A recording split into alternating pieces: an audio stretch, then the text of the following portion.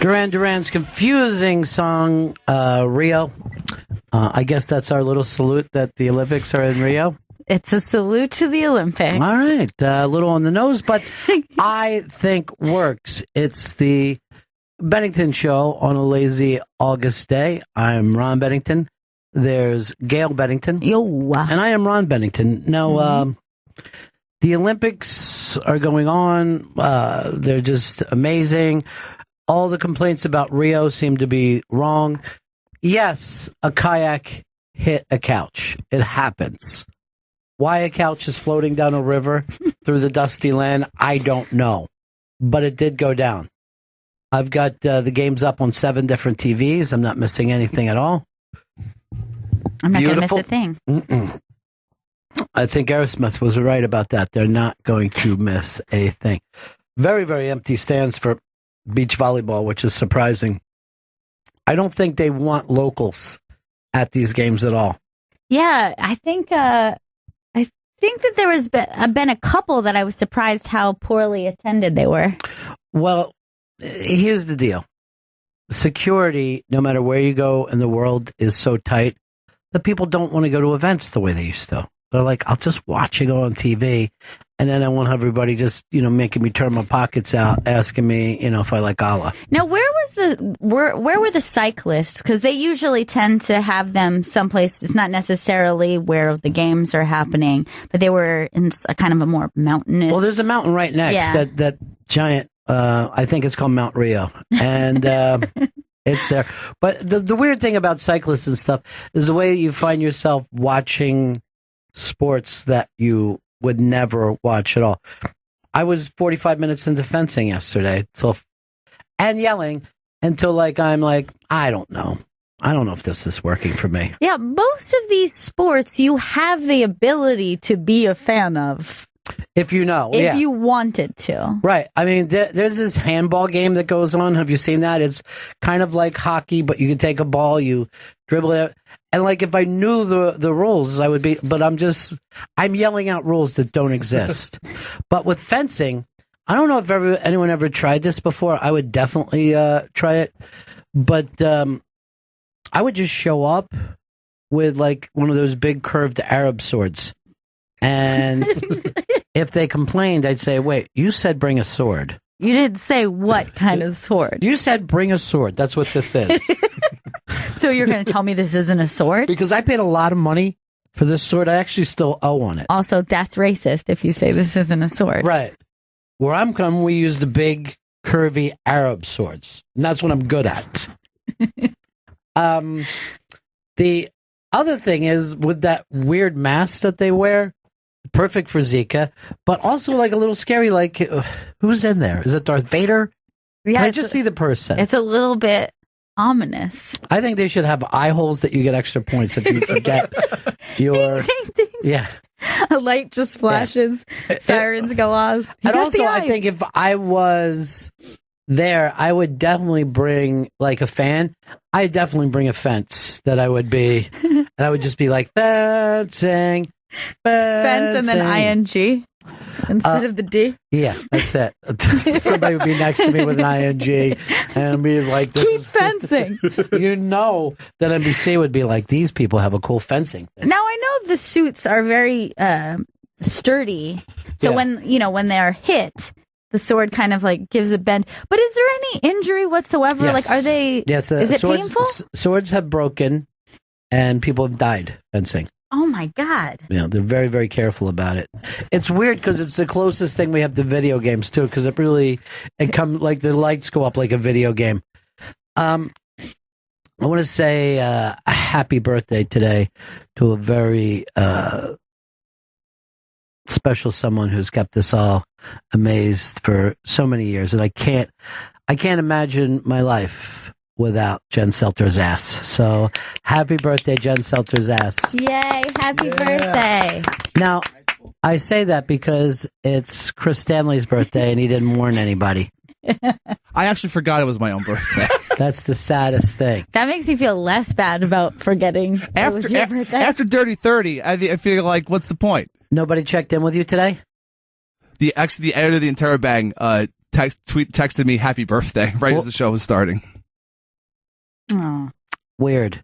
Now, what about your girlfriend? I thought that this would have been a special day for you two. Oh, I told her a long time ago, do not bother with my birthday, miss. I want nothing. You call her Miss? Or baby. They're not. They Very formal. Yes. Yeah. But they're old school. I mean, when they go on a date, someone has to go with them. She is going to keep her virtue. Now, I feel like Chris and I have had already our birthday moment. Saturday, we did the it's like a little audio documentary that we're doing for Sam Kinison, and they're going to play. Is it Raw Dog just playing it? Comedy Greats. Comedy Greats is going to play his last performance, and there's this giant box set, literally, of everything that he's ever done. So we did it. Gail refused to show up. Vito refused to show up, but Chris and I were together. I was here for you, Ron. So we went out for a bro date after to Sushi Seki. Chris Stanley's first time. Ron, thank you so much. I understand. You were telling me that. Now, I've always said this about Chris. He'll eat the best food, he'll eat the worst food, and treat it the same. Sure. You know what I mean? Like, you can get him $100 steak, or you can give him a $2 mule, and he eats it the same way, quickly and with anger. But from the first piece on, he did that sushi. And then every piece after that, I was very, very happy with him, proud of. And you looked a little scared because you normally only eat rolls. Yeah, I'm usually a roll boy. But he went into the whole scene. Really? Loving it. So you normally don't eat like a straight sushi or a sashimi? No, I mean, we're killing it with mackerel, salmon, eggplant. It's just an amazing amount of fishes. It was so goddamn Well, good. eggplant isn't a fish, but I understand where you're coming from. Fishes. Yeah. It was wonderful. It was so amazing, Ron. Thank you so much. Because I've heard you talk about this place over the years so many times. Never wanted to ask you. Right. To take you? Well, see, I know the little, like, 14-seat place that's on the east side. That was always my secret spot. But now they opened up one on right next to Gotham, and they opened one up on the west side. And I'm, I was very, very concerned that everything would change. But Chef Seki has done such a lovely job. I love you, Chef Seki. Compliments to Mr. Seki, please. A magical, magical dinner. It was so goddamn good. But seriously, if you ever come into New York, the new place is very, very big, but it's very, very nice. It's on 46th Street there, Restaurant Row. Did you guys have a spicy scallop hand roll? We did. We ended the night with that. Mind-blowing. It's insane. It's one of the best foods that has ever existed. I actually have a new Earth. idea that I had after that. Maybe starting the meal with that and then finishing the meal with that. Kind of, yeah. Kind of going to both sides. Let's double down. It's like like your appetizer comes in the middle, and you have like two small entrees. I like the sound of this. I like to call it bookends. Bookends. I love that bro date, though, Ron. It was very, very lovely. And we had either a waiter or a waitress that made me want to call Jim Norton and say, get over here immediately. The haircut was very off-putting. Confusing. Ambiguous? Crazy, sexy. I'm going to guess girl, boy, more than a boy, girl. So, biologically, you feel possibly female with leaning towards male? Yeah, that's what I was thinking. Mm-hmm. But very, very sexy. And then today, Chris and I were sitting up front before you got there, and a Puerto Rican cross-dresser came up, spoke to her friend like a girl, and then dropped into a man voice. Like, come on, dude, let's get out of here. It was very, very confusing for North Carolina. But Chris, he loved the sushi, every bite, everything. And he's like, Because you were getting new flavors that you never had before. Exactly, 100%. And just like, I usually don't eat salmon, but there was 2 different kinds of salmon that were served, and just fucking even the vegetables were crazy. You know, You ate a vegetable? I had a goddamn vegetable. They do like a little tomato thing, and they do like a little eggplant thing. He was very, very excited that he was doing so well. But the cleanness of that kind of sushi, you know what I mean? And it was just, it was really great. It was just great not to be with you guys for a while. I'm sure. I mean, no negativity. You know what? I'm glad it got back to original too. That's a Ron Chris time. This is the way it always was, buddy. By the way, that original 2 just hurt Fez's feelings somewhere. Somewhere he's going, I want to check the records. This is not original 2.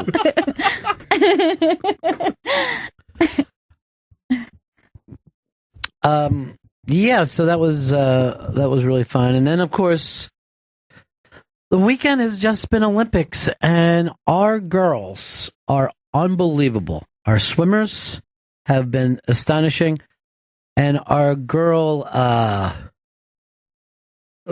gymnastics team, they're incredible. Suicide Squad. They're amazing. That Simone shot out of the picture yesterday. She went off that, I guess it's a horse or a platform or something, and just left the frame. She went so high. I think she went 75 feet in the air. What? That's amazing. If I was there with my curvy Arab sword, I would just be waving it back and forth. And I'll still be there with my fencing. The Ink guy had to go to the bathroom, though. It's just a fence. Well, you want to put that down, ma'am? Yeah, they're incredible. I love our soccer team. They're amazing. Our girls' basketball team is phenomenal, too. Our girls could have left the guys home this year. I believe this is the largest ratio female to male in our, I think the delegation, is that what you call the athletes that you send? I think this is because last year they won more, last Olympics they won more medals. So we're really focusing, do we really even need the dudes? And I think that they said overall, I think there are more women at this Olympics than any other before, just including all countries. Stunning. It's stunning to see us in gymnastics so much better than Russia. You know, that used to be the thing. Like, we would get one girl in, and it would be like a lot of East Germans. But any of our girls are like single superstars.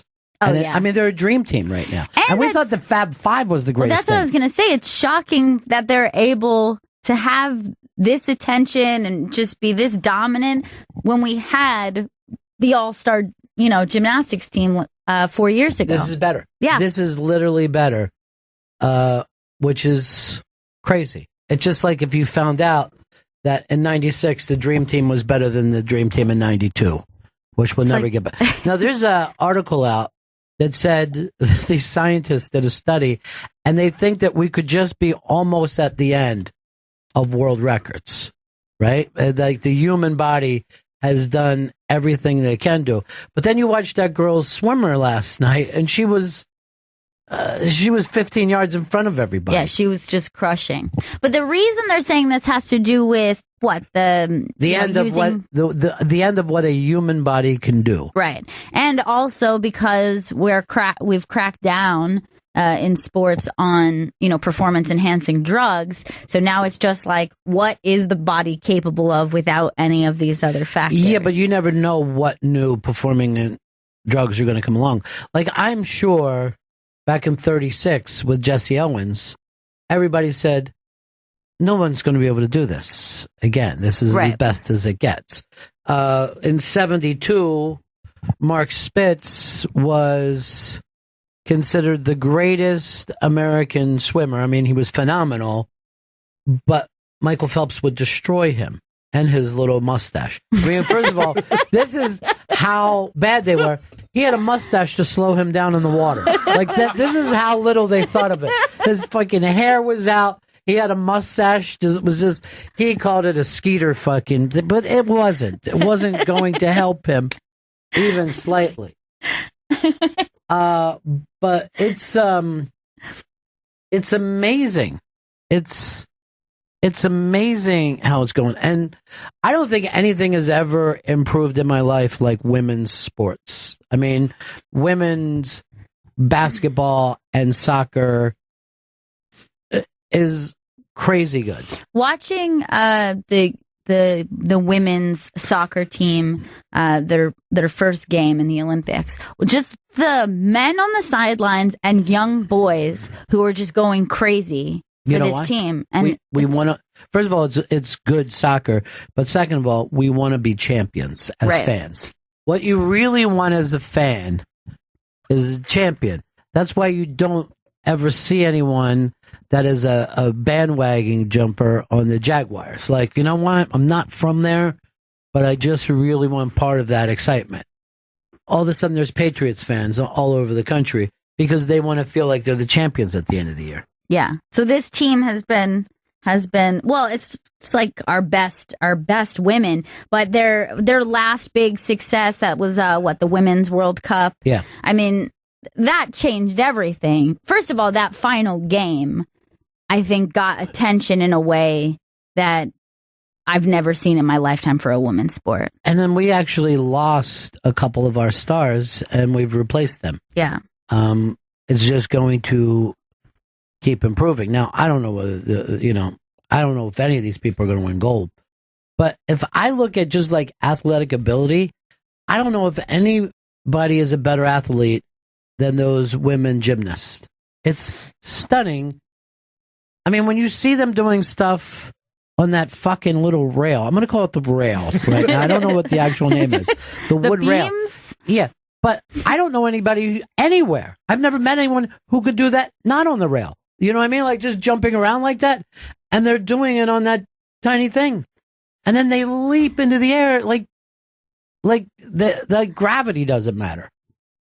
The strange thing is to think about what you would have to do in order to have your kid, let's say you're a parent, to be that dedicated, to get that level you give your kid away. You give your kid away when they're 4, and then you see them again after the Olympics, and you're like, we're so proud of you. And like the kid's like, I know you from somewhere. You're so familiar. You have been in my dreams before. But Chris, I'll ask you, if you take that Simone kid, right? Yeah. And figured out, I don't know, T.O. or whoever, one of the great athletes in the NFL, people that just astounded us when they played. I think this kid's a better athlete, a pure athlete. All around, yeah, because those NFL guys, that's like one skill, one thing they're able to do. But I think they're even in better shape, and they do things that are more mind-blowing. How old is she? Simone, what's her name? Biles? She's 40. That's she's 40. No, she's like 19 or something like that. I think the youngest is 15. That's the weird thing about those sports is that with those young athletes, the girl who's like the mom of it is like maybe 22 or something like that. And she's like, the old salt, hey, come on, everybody. Let's get together and keep our heads to, she's like almost like a coach on the floor. Did you see that Flavia girl, the girl from Brazil, the tiny one that was just killing it? Yeah. That girl blew my mind. Yeah, but she's also, she's not good enough to make our team. Yeah. That's how good our team is. But that little girl is just adorable, and Brazil has fallen in love with them. A lot of people got mad at the Brazil opening night. I don't know what they wanted, but I thought it was pretty cool. They brought out a lot of people who were like stars in Brazil. And it's like when we were in Montreal where you're like, oh, this, I guess, is their Regis, Well, they had even said, look, we don't have the budget that Sochi had. We don't have the budget of, what was the 4 years ago? Russia, England, right? London, England. Oh, that was London. Yeah. And yeah, they were like, we're going to do it. I thought that they did a really good job. I thought it was pretty cool. I thought all the projection was really neat. Yeah, but one of my favorite things is they're like, this is the Tina Turner of here. This is basically our Beyonce. They were doing that all night. And I was like, oh, that's what they're into. Well, you know what I mean? Like, it was cool. Like when you visit another town and you're not driving around looking for a Fridays, And then they also didn't do that stupid New Orleans thing where you do the same party that you do every year anyway. Yeah. Because everybody wants just carnival and people in feathers and stuff. But you're like, I had read a thing in one of the papers that a girl went and she was disappointed when she went to the mall and the clothes weren't sexier. I'm like, you're at the fucking mall, honey. That's where you are right now. It's just the mall. They have a mall like everybody else. They're not living in a different fucking world than us. Yeah, but they live in a whorish manner in my mind. I thought the Giselle thing was weird when she just walked out halfway through the field and they just went somewhere else. Yeah, but that's one of their big things. That's their biggest star. They're proud of. That's a giant star for them. So you'd have to think of it this way. If, I don't know, we just had, I don't know, Julia Roberts or somebody come out and just act for a second. You know? We're proud of that. We got this. This is something we'd like to say. It's part of our accomplishments. I did like her partying in the stands after she walked out, though. That She was fun. looked amazing. She's incredible. Yeah, she's and so stunning. Somebody said that her husband plays in the NFL. I don't know where. Really? Yeah, I think he's an offensive lineman somewhere. Tennessee, I think. He's a pulling guard. I always liked the Parade of Nations. Me too. I've always like when I was a kid, that was my favorite thing in the world. And I don't know if it's just like to see variety, like the way that they all look different. Everyone has their own little costume. That's what they should play. It's a world of laughter. It's always fucking funny because Bermuda wears the shorts every fucking year. Again, that's their thing that everybody knows Bermuda shorts. You're not surprising us. With the sport coat, the shorts and the sport coat. Right. I hate the fact that they wear shirts. They should, I think they should be sport coat, no shirt, and then the Bermuda shorts. But you know what's great about that is you see people that are just happy to be there. You know what I mean? Like, we think about medals and shit, but some of these people, there's 12 of them, and they're one of the 12 representing their country. They're the 12 best athletes in their country. And I think that's the coolest thing, too. Like, they're the best in their country. And I even think it's great, like, the countries that are left that have still never taken gold or even a medal. Like, they're just excited to be there at the chance of winning a medal. They're just happy not to have been conquered. You know what I mean? They're like, I can't believe we still exist. 36 years now, and no one has invaded us. But here's a great thing about it. The Tonga flag holder suddenly became an internet giant because he was all oiled up and ready to party. He was, he was pretty much oiled up like he needed a saxophone, and he was going to do, I still believe. That would have been fucking perfect if they would have came out to that. But everybody went crazy for that, dude, because who oils before you walk in? That's the thing. I think that the thing that was especially funny was so oiled from neck down, but like clear in the face. So it's like there's an oil line at the neck. He breaks out, so he has to be careful. Sure. But I don't know much about the oils. What is it? Is that just a straight baby oil that he's using? I'm not sure what the glistening oil is, but I mean, I know that they use it in like weightlifting or like whatever that is. I don't know. Oh, like Mr. Universe? Yeah, that kind of stuff. But what kind of oil? I think it's just baby oil they use to just add definition. But in weightlifting, they just use tanner more now. But like wrestlers will still come out with baby oil on. Do you know what baby oil is made out of? What? Babies. No. Yes. That's why it glistens. You just squeeze it out like an orange. You just sit there and squeeze out. It takes like 8 babies to get one Tonga flag guy ready to go. So while everyone's saying he's so sexy, you're anti-baby. They're saying like he's Trump. I'm being told it's Wesson oil. It's cooking oil. They're saying he's destroying panties. What's that? Ew. They're saying he's destroying panties all over the world. You're disgusting. I'm not saying it. I'm just reporting. Who? That's such a Trump. A lot of people have been saying that panties have been destroyed. A really good friend is telling me that people. Some of my closest friends say their panties were destroyed. Here's the guy down at the Olympics right now, down in Brazil, Hard Rock Johnny. Hey, Johnny. Yanny. Yeah. Yanny. Yanny? Is there something wrong with the phones, Chris? Yanny? There it is. Gianni. Benningtons. Hey, man. Chris, it's amazing down here. The birthday boy didn't turn up the phones today. I will say, Tonga guy was kind of crazy looking when he came in.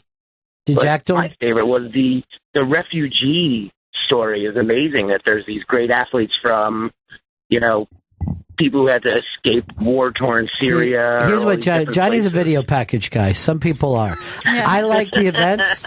Someone always likes to hear the fact that they just left their dad on his deathbed. Although I will say the story of the swimmer, the female swimmer who is a Syrian refugee, and I was like, heart of a champion. Like that shit really got me. Do you see what they fucking played when she came out? Tom Petty. You don't have to live like a refugee. Don't have to live. She's yelling, but I do. But you forced me to. This is all my shit right here in this shopping bag. Little boy, do. I thought that was a little mean-spirited when they did that. But my highlight, and I think, was watching the little video package of the champ Judah Freelander with the Jennifer Wee, who is the girl who defected from China, who's now an American table tennis player and his table tennis coach, because I didn't know the champ was that into table tennis. But apparently the champ thinks about table tennis all the time, and he's fucking phenomenal. Judah Freelander is an unbelievable table tennis player. I would love to see him because I've heard so much about him. We used to have a ping pong table here in the lobby, and he'd be out there just holding court. I mean, he's great. He's great. It's just weird. It was definitely a bizarre video package to see in the middle of the Olympics. Well, there's that ping pong place down in the East Village, right? Spin. And he's in there all the time. I always love watching the people play at Bryant Park. And they like show up with their own little paddles, and they're like really, really serious. And it's amazing because it's like pickup games, so it's just random people show up. And I watched this young Latino kid playing against a woman who I would say was in her 70s, super well dressed, like very Upper East Side. Like just going crazy, and then like afterwards shook hands, and then she like put it in like this really nice little bag and just left. And I was like, that was crazy. Dude, you can see chess players the same way in New York. Like Bobby Fischer used to go out and play against those guys all the time because they're that good, and they play for cash. And only because it's New York City, it's an international city, you're getting great people from all over, and it happens that way with a lot of shit. You see basketball games down in the Village that are fucking amazing. Yeah, I love, it's in, watching those guys in the Village play. This is like always like, it's one of those things that you're happy that it still exists that way. Trump was down there raining threes from the outside. I mean, that guy can fucking play. All right, I'm watching this right now. They said that protesters are fucking with Trump's economic speech. There's something coming through these vents, man. You can fucking taste it. I thought it was like it smelled like cleaner in here. I thought when we came in. It's like maybe that they spray shit back up in there and then they put on the air conditioners and it rings back through the room. It normally passes after some time though. Well, Johnny, congratulations to you. I want you to say happy birthday to Chris Stanley. He didn't tell anybody it was his birthday today. Yeah, I was supposed to bring in steak for his birthday. He doesn't tell anybody. Why? Chris. Why won't you tell people? We forgot. Chris. I was bringing steak and lobster. Oh. We'll have to plan a non-birthday birthday party now. Oh, the steak and That's lobster, my favorite. Chris. And you know what? Everyone suffers now for this. Like it was for your birthday, but I was still going to eat steak and lobster. I was planning on dipping some of my steak into the butter without anybody catching you. it. Nobody judges you. That's what I wanted to do. Then I was just going to do butter shots. Yummy. Up on the iBank today, Olympic coverage, the dude screaming at the Olympic bikers, it looked like a maniac who was running next to them screaming. And then, of course, the gymnast who busted his leg. Oh. It was horrifying. It was on TV. And then, by the way, they dropped him when they were walking him out. Oh, my God. You know, I have not been able to actually look at the... Don't. Because I know I was not watching live when it happened. Then the story about it, and I was like, you know what? That's not something that I can do. There's two things that you don't want to look at the iBank today. That guy's leg snapping and Justin Bieber's dick. I don't know how. Well, if I had to pick one. The iBank became such a dick site. Look, it's a dick world that we're living 50 in. Cent dropped his dick. It's like nonstop D in this place. The iBank could just be called iBank Dick from this point on. Nobody could fucking say anything. Hashtag don't mind if I do. So much D. Can't take all this D, you know? Oh, Chris. What's your birthday? How often do you say that? Be homoerotic. You're allowed. Not trying Just to be one homoerotic. All right, thanks, Jenny. Later, Bennington. Bye, Jenny. Thanks for the steak and lobster. Now, a lot of people are saying that Bieber purposefully took his dick out and wanted to be caught because he and Orlando Bloom had some beef like a year or two ago. Yeah, well, and so he's like, I'm not going to let Orlando Bloom get all this dick attention. Well, first of all, now who's the Trump saying a lot of people are saying. But there are articles. I will find them. The Biebs was dating Orlando Bloom's chick or ex-wife or something, and then they started pushing each other around in some fucking girl fight somewhere. So when Orlando Bloom's dick came out, Bieber's dick came out the following day. It's very strange, the world that we live in now. Catty men. Yeah, it's very competitive.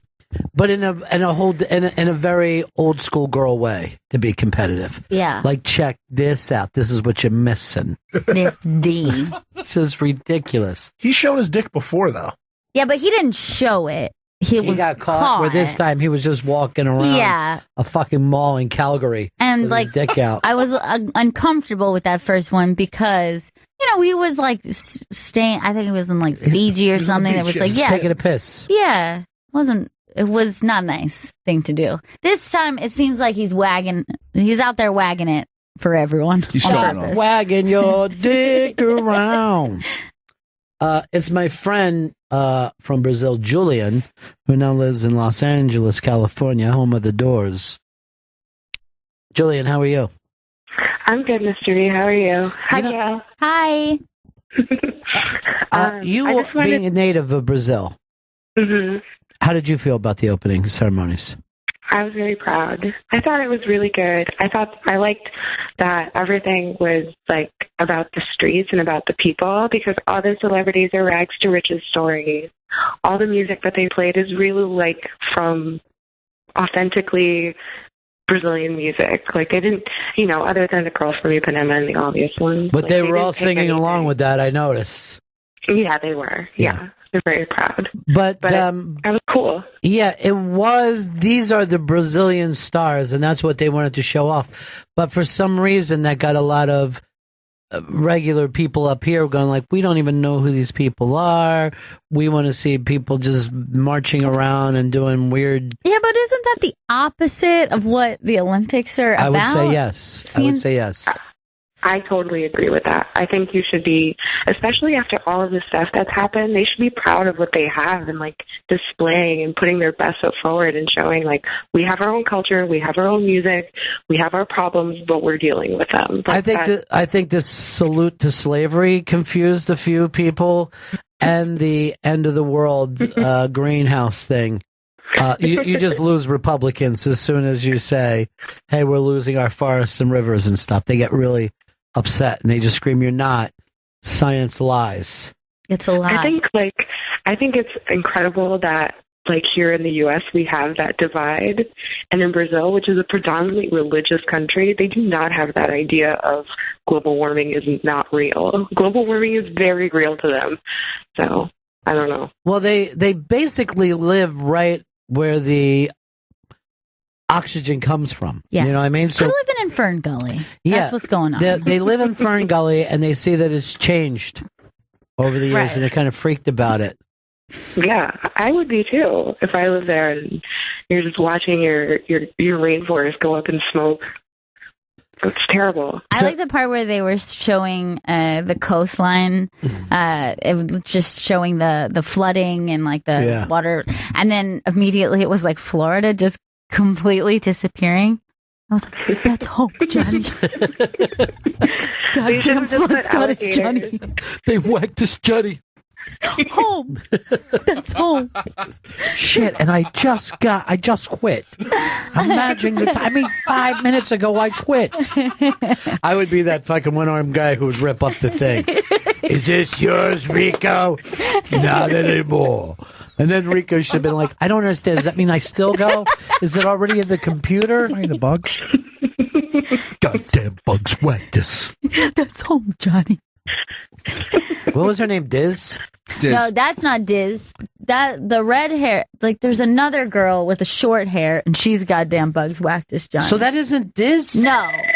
Diz is... Hold on. She's getting a call from I Mama. gotta go, guys. All right. See you later, sweetie. Bye. Julian in L.A. Anybody in L.A. should just look to hang out with her. She's always fun. I was in my mind that was Diz the whole time. No, I don't know what this chick's name is, but she was the one with the really short hair. Yeah. And she's the one who's just like, goddamn bugs whacked as But Johnny. is she from BA too, or no? She's just... I think they were all from BA because they all Okay. everyone from BA like signed up and ended up at this I got camp. it. Yeah. Diz says that's home. That's Diz. Right. But goddamn bugs whacked as Johnny or whatever. That chick, I don't know where her she's name from, is? but she's the one she's crazy. And I believe she's also one of the full frontal nudes in the shower, I believe. She's in the You shower see- scene. In the future, people don't get turned on seeing each other showering. No. And sometimes girls are your quarterback, but you don't want to sleep with her. You want to sleep with the fucking mannequin who's fucking cucks you out to that other weird dude. To the guy on the other team. We're fucking playing against them right now. What's your problem? Save it when you're with Starfleet. And did Diz fucking pull her ass out when he was FaceTiming Yeah, with the like, other chick? I think Diz did moon. Yeah. Or maybe, I don't know, maybe she just like whipped her tits out or something. She did something No, there was weird. an ass out. There was a definite ass out. Look, Diz was the obvious choice. I don't know why he bothered with the other one. Because she didn't want him. And that's what happens. He had to chase it. Yeah. Chase the fleet. I'm just more meat for the grinder. Well, I'll tell you, I mean, really, if you had to take a gig, take it with Starfleet. And not with those other fucking dudes. Hell yeah. I wouldn't want to be in the infantry. Or would you have rather been able to sit there and talk to bugs? It's afraid. That's the fucking day we went. Wait, Doogie Howser's really gay. It's afraid, everyone. He's afraid. That's some sort of Nazi psychic program in the future. It's very odd. Well, they say that Stranger Things was based on things that the CIA actually did. You know, that the CIA has been working with psychic stuff for a long time. I believe it. That is freaky. That's why they're so sneaky. Well, there's the dudes that came up with Everybody Trip, you know. Kesey did asset with the Army. Yeah, there's still some of those. Now, I'm not sure if that was a military thing, but some of those like trials where you actually see people, them giving LSD to just like regular housewives. Well, they used to do it to military guys. That's the first guys. They would go, let's see what would happen if we give somebody fucking 3 tabs of LSD 25 and stick him in a batting cage. Let's see if he, can deal with it. They're just sitting there. He's screaming stuff. Now he's singing. He's crying. And he just beat a baseball in a race in a batting cage. Chris Stanley has to say goodbye to A-Rod today. A-Rod leaving and is going to be a $40 million consultant over the next 2 years. He might go to the Marlins. Who knows? He can be picked up by another team. At what price, though? More than he's making now to sit on the beach? I mean, he's getting that money no matter what. I mean, that's just guaranteed cash from the Yankees. He can leave, and they could pay him $10 million, and he can take his, 20-some million from the Yankees? I think it's $26 million is his last year of his contract. Now, the problem is he can't hit a baseball anymore. He also can't field. That's because he's just been full-time DH for the last pretty much 2 to 3 seasons. So he doesn't do the Marlins much good. Now, the reason why you're taking the Marlins is because you think they have a Hispanic audience that'll turn out for him. And that's his, it's his home state. He's going to be down there. I think that's a reason. Does A-Rod go to the Hall of Fame? No, A-Rod does not go to the Hall of Fame. Too much shit against him. I mean, I'd love to see him in the Hall of Fame, but it ain't going to happen. Why would you love to see him in the Hall of Fame? He's a Yankee. I want to see as many Yankees in there as possible. Well, you've already got that, dude. You've got as many as possible. They fucking put Scooter in the Hall of Fame. They just load that place with Yankees. I know. And I hated A-Rod for a while. Then I turned on him. After Why that did you hate Centaur him? picture came out. But you hated him, and then you turned... I eventually turned on him. Everyone Turned is normally means I went against. I turned back for him. That doesn't make sense. That's not, why did you not like him to begin with? I thought he was. I thought he was an asshole. Like it was really just off the field stuff. That. By the way, you were correct about that. Everything about him is an asshole. And then he he really is. got caught giving his phone number to women as they were losing. He was just writing his phone number on baseballs and throwing them to chicks. That's kind of hilarious stuff. It's hysterical. Actually, he's done very well for himself with Beautiful Starlets. Very, very well. He's who did he date? Who was his big? Cameron Diaz, Yeah. Kate Hudson, Madonna, a fucking boat full of models. Yeah. Tori Wilson. A couple wrestlers. Tori Wilson from wrestling. Yeah. Yeah, a couple of wrestlers. Tori Wilson and Big Show. Big Show is, I guess, going to be wrestling against Shaq at the next WrestleMania. What? Yeah, they've been hyping that up since Who do you last pick? year. I'm gonna pick Shaq. I think they're gonna give him this one. He's deserved it. He's been working at this for years now. Never going to happen. He'll never beat the Big Show. Trump just said that he will cancel overreaching executive orders. Here's the problem with that, Trump. Your people would want you to make executive orders. You don't want to take away your power and give it to someone else. You know what I mean? Like we don't like executive orders when it's the other party doing it. He's looking for a low responsibility presidency. Basically just a figurehead like I am with my buildings. He basically just wants to be in charge of nukes and nukes alone. That's the only thing he's interested in. It's really the only thing that keeps me from voting for him is that angle. Everything else I can do with it, whether it's a win or a loss. You know what I mean? We roll. But just if I just look up and I'm just seeing missiles flying out, I'm like, oh, Jesus. Jesus. On day one. Any way to get those back. Particularly if he's just ended up showing one of his fucking friends how they work. It's this easy. You know, what was your Ric Flair story you were running with today? Oh, so Conor McGregor over the weekend tweeted about how Brock Lesnar juiced up and was saying it's not a big surprise because every WWE wrestler is a pussy. And then he said, "No, fans, don't get mad. I'm just saying I could slap the shit out of all of them." And Ric Flair's response is, "Dude, you shouldn't talk shit about wrestlers because you've been stealing my gimmick for years now." Mm. That's heavy, Vito. Janice wants to say happy birthday to you, Chris. Go ahead, Janice, sing away. Oh, we lost her? Jana? Hey, Andrew, what's up?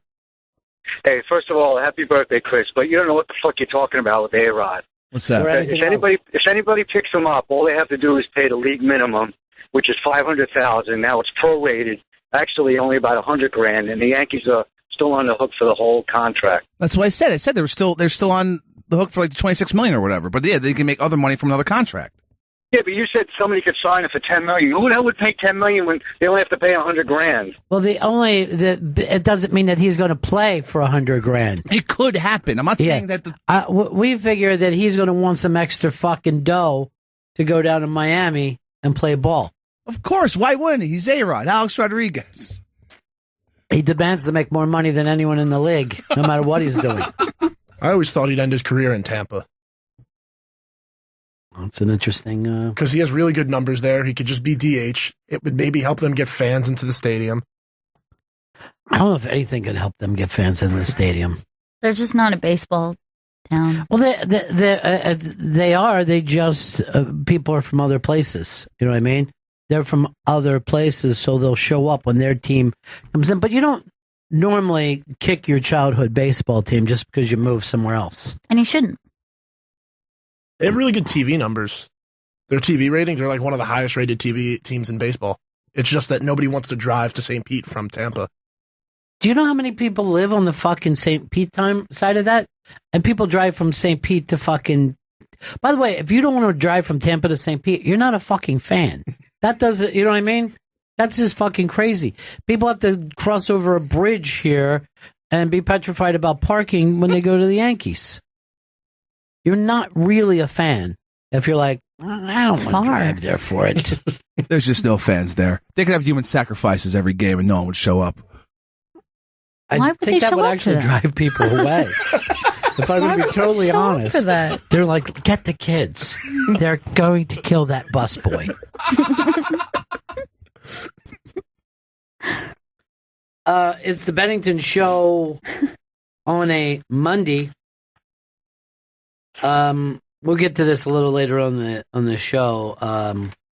The Kanye West comedy crossover. I didn't even know there was such a thing, but there is. This is one of my favorite things up on the iBank today, that they changed out the Lucy statue at Lucy Fest in upstate New York.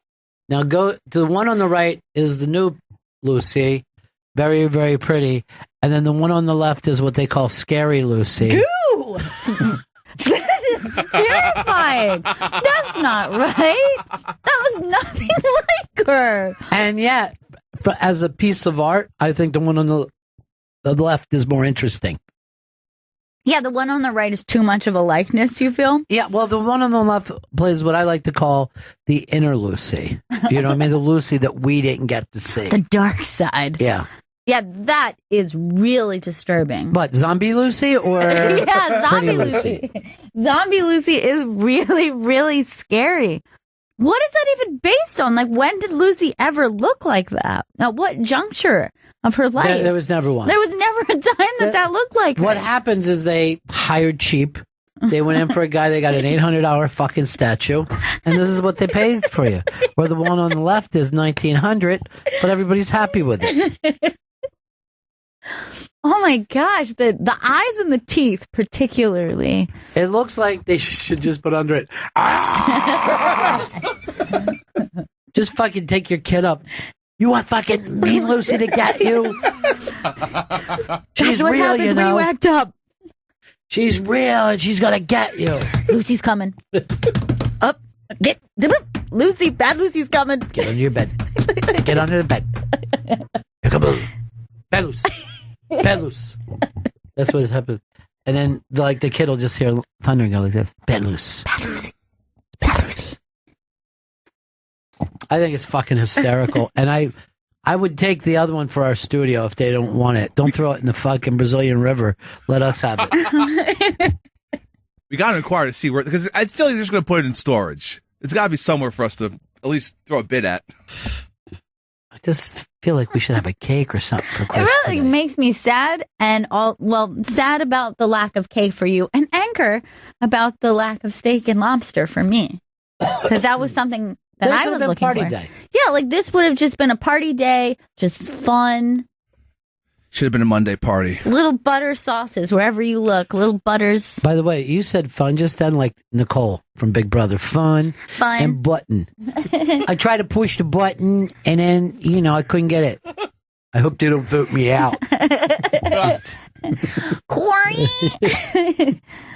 Yesterday was, and this is, no, it's not a spoiler alert because it's already out there, but the big veto competition, which was just bizarre. Big Brother has lost the fucking way. It was a really strange episode.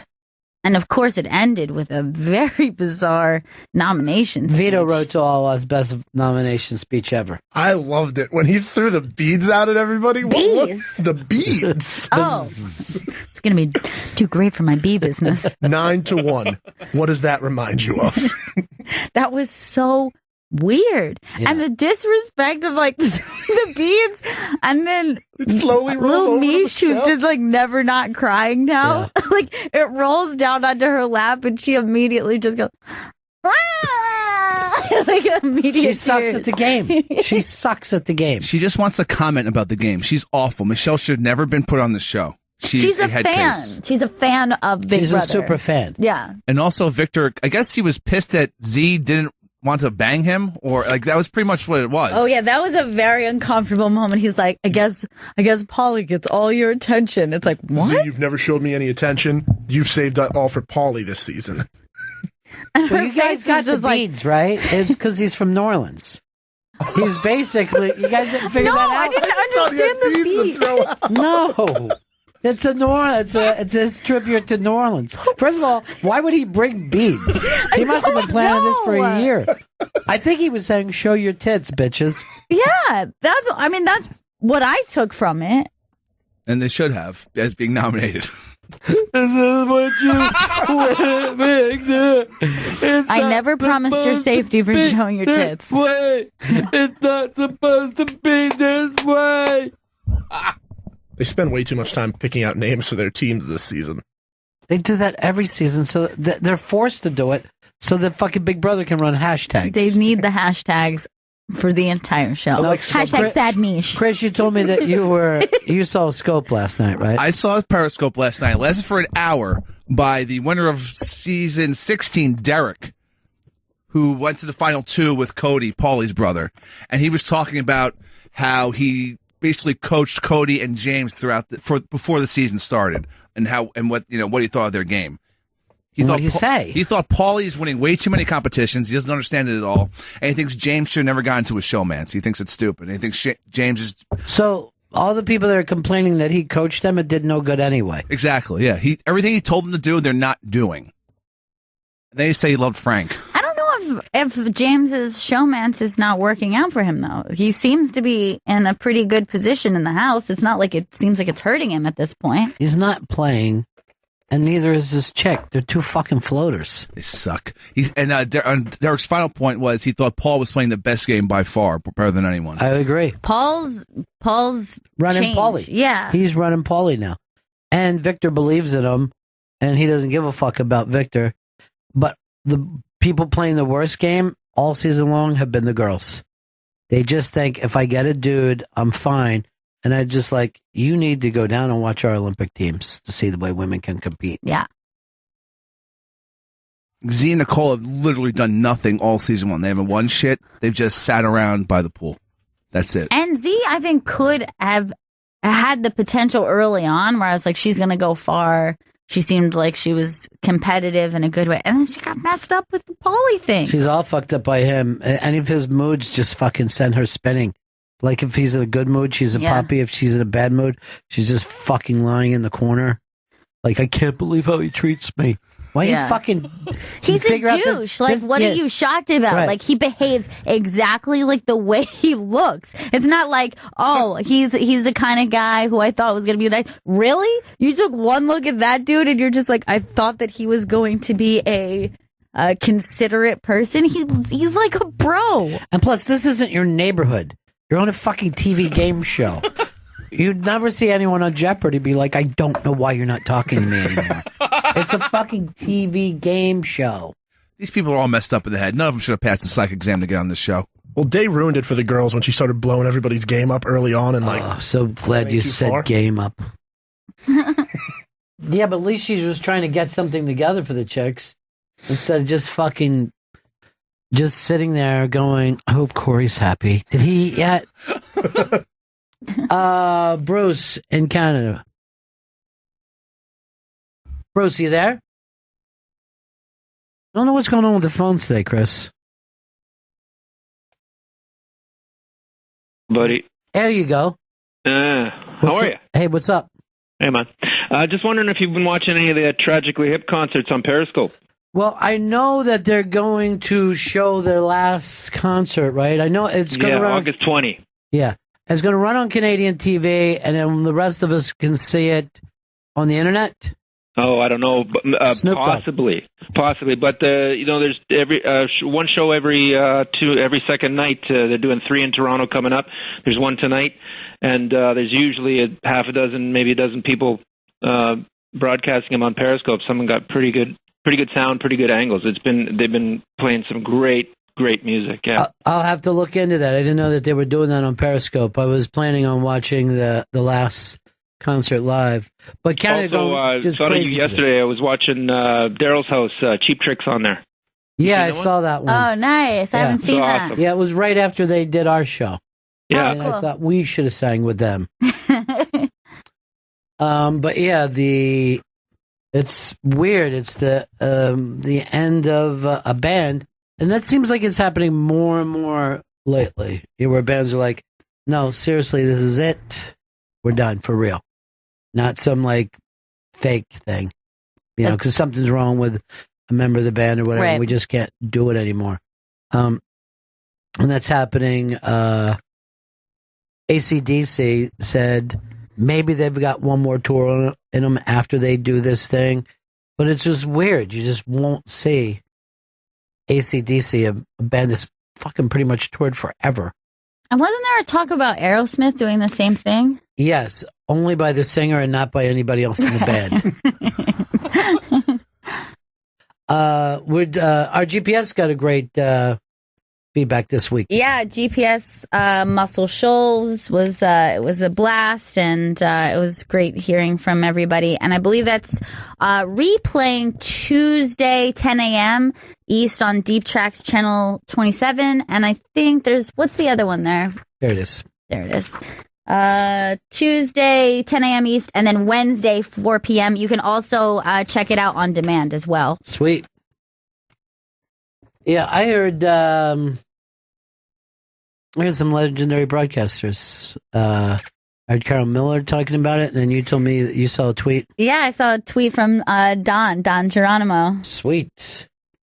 I mean, that's a pretty big deal. Big radio stars. Big radio stars. That was a fun one. Jay, Connecticut, what's up, buddy? What's up, buddy? How you doing? Cool. Happy birthday, Chris Stanley. Jesus, you should have let people know that it was your birthday, man. You should have. So, Ronnie, I just going back to, I started watching Stranger Things last week because you had recommended it, and it was awesome. And then the 8th episode happened, and it felt like everything they did in those first 7 episodes didn't matter, and they just got a lease on a second season, so they tried to put in as many loose ends as possible. Is that how you felt about it? I don't think they got the second season until afterwards. Yeah, but I think that they had a feeling that we want to do a second season. Right. And I think they should have just focused on doing one season, and that's it. Yeah. I think it would have been a masterpiece. Perfect. I think the way that it ended had more, it tied up things better in some ways than I expected. But I think that having a certain ambiguousness about what happened at the end, I mean, that's pretty common. I mean, that happened with Fargo, the second season of Fargo, where we kind of ended it where it's like we didn't get any answers on some of the science fiction aspects of it, where you're that's because, they were playing that in reality, and we know that there's not aliens living here. You know what I mean? So they had to do that aspect. They had to say, was this, real or not? But this one, we bought in. We understood there's this other thing. And my biggest thing is one of the characters wasn't thought of in the way that the other character was. That they just said, saving the one boy is the only thing that's important to us. And I think it kind of, they dropped through some kind of a moral fucking hole there. A moral fucking hole is exactly what it was called. Oh, yeah. And one last thing. How hateable is Troy as a bully? He's like every bully you've ever seen. He's perfectly cast. Yeah, I felt like every bully I ever hung out with. And said, hey, man, that's so cool the way you threw him down. That's fucking awesome. All right, buddies. Have a good day. The bully thing is always funny to me. How easy it is to blame the bully as if it was the start of problems, not somewhere in the middle. How do you mean, like in the middle? Well, the bully normally has something either fucking mentally wrong with him, or he was an abuse victim himself, or he's lashing out because he's stupider than the other kids. For some reason, when I could see why kids could hate bullies, I'm always shocked that adults hate bullies. But don't you think that now their approach to that is understanding that better than versus when they used to say, if somebody hits you, hit them back, or if somebody's mean to you, say mean things back? I thought that the reason that people are focused on bullying now is seeing that it's something that people have a responsibility to say, you shouldn't behave that way, and here's why. But that's how you also become a bully, when 10 of you or 50 of you online are all running at one person, and they're like, he's like such a bully, we should destroy his life. Like when I heard Amy Schumer talking about why the girl down the hall is a bully, I forget her name, that does the radio show here with Michelle with 1 L. Jenny, not Jenny Hutt, but Jenny McCarthy. Yeah. And I'm like, if you just turned on in the middle of that, it would have sounded like Amy Schumer was the bully to Jenny McCarthy, you know? And that's what it always is like. The people who act like Trump is a bully, there's just tons of them on Trump saying everything that he says is wrong. And I know for a fact he didn't throw that baby out. You know what I mean? I know that was a fucking goof, and everybody in the room laughed. I don't know if he goofs, though. Like, not that it was that offensive or anything. I just thought it was like a peer into like how kind of bizarre he is, where he was in that kind of dialogue where he's like, you didn't get that I was kidding when I said that. He was like, what a baby. I don't know. He said he was kidding why it was happening. I mean, he does have children that like him. None of his children ever said this guy was a fucking maniac to us. If even one did that, if even one just said, look, I couldn't put up with the constant Trump shit every time I'm at the house, but they all love him. All I'm saying is bullies also fight bullies. You know what I mean? Like when you're a fucking heavyweight bully, you're always looking for a middleweight bully to fuck up. You know, Batman is a bully. Batman uses more than he needs to beat up some of these people. Superman is, of course, a fucking bully. Well, yeah, because he's like, no one can touch him. It's not even fair. Well, unless you have some green rock from another planet. And I've seen blocks that I've seen a lot of rocks in my life. I never found one from another planet that you know of. Well, even if you have a meteor, it's not exactly from a specific planet. You know, you can't sit around and say, "Oh, this is a meteor that was busted off of Jupiter." That'd be really fucking cool. People claim there's moon rocks around. I ain't never found one. I feel like that's a load of horse shit. I never even found an arrowhead. My fucking brother had a drawer full of them. My ADD kept me from, you know what I mean? I would just like, I'd be looking for arrowheads down at the beach, and then I just start fucking picking up rocks and skipping them. And I could definitely skip a rock further than him. Nice. So everybody's tied up, I guess. Yeah, everyone's got their own thing. So don't worry about it. Maybe I don't have any arrowheads, but that thing's just skipped fucking 82 times. Oh, remember when I tried to skip donuts, the Doug Benson thing? I hit that girl right in the forehead. Oh, yeah. That was my favorite part. It did skip off her head, though. It did, but not as funnily as I wanted to. I thought everybody was going to have their hands up and it would skip. I didn't think one of them would just skip their forehead there. And the problem is, I saw her face when it hit. What was her expression? I didn't see it was like total shock. It was like seeing, it was the way I imagined JFK's face looked on that horrible day in Dallas. On that horrible day. That's how I felt. They liked it, though. They liked the donuts. But I mean, I was far enough back. I wasn't fucking Sirhan close like with Bobby Kennedy. I just went up and smacked her in the back of the head with a donut. Right. And yelling out, "That's for Nixon." Now you Oswald that thing. Thank you. Even then, it didn't feel good. I'm going to be totally honest. It was not a good feeling. Doug Benson filling in for Opie this week, or not all week, or just a couple days? I know he's filling in tomorrow. He's doing Doug Loves Movies live tomorrow on Opie Radio. With an audience? No, just in studio. Oh. So I don't know how the donuts are going to play in. I got an idea for a podcast like that. I call it Ron Loves Movies. Oh, that's a good idea. Very different. I can see already how it could be very different. There's a Ron, not a Doug. Correction, it will be with an audience in the fishbowl tomorrow. Who just called you? Eric Nagel. Oh, that was fast. He's the best. Guy's lightning quick. He's the best. Fast. In the meantime, Vito's sitting there flat-footed. Yeah, no audience, like Chris said. Come on, dude. I need you to naggle this thing up a little bit. I just want to believe in my leader. Why is he your leader? Why aren't you your own man? Because I love him and I look up to him. That's sweet. I think that's great. That's sweet in a homosexual relationship. Yeah. It's not good for workplace. No, I don't need love here. There's no fucking Except his love. daddy bottom thing that takes place here. No, Ron, there is not at all. No, we're like the gay relationship people that look alike. Twin boyfriend? Yeah, twin boyfriends. Gordon, North Carolina. Yes. What's up, buddy? How are you guys? I just wanted a comment on the end Stranger Things, or as I tweeted to you, Gail, I like to call it Fulter Goonies on Elm Street. Yeah, thanks.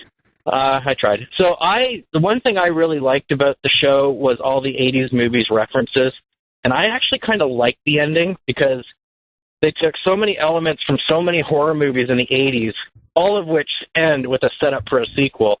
I felt like they almost had to do that to maintain the theme. All right, so even if they weren't going to do the second season. First of all, this is the best answer of this yet, because I'm treating it like I would a real story, and he's saying it's really just an homage to these right. That this is the type of horror film things. Right. And since I didn't see any of those films, that's probably lost on me.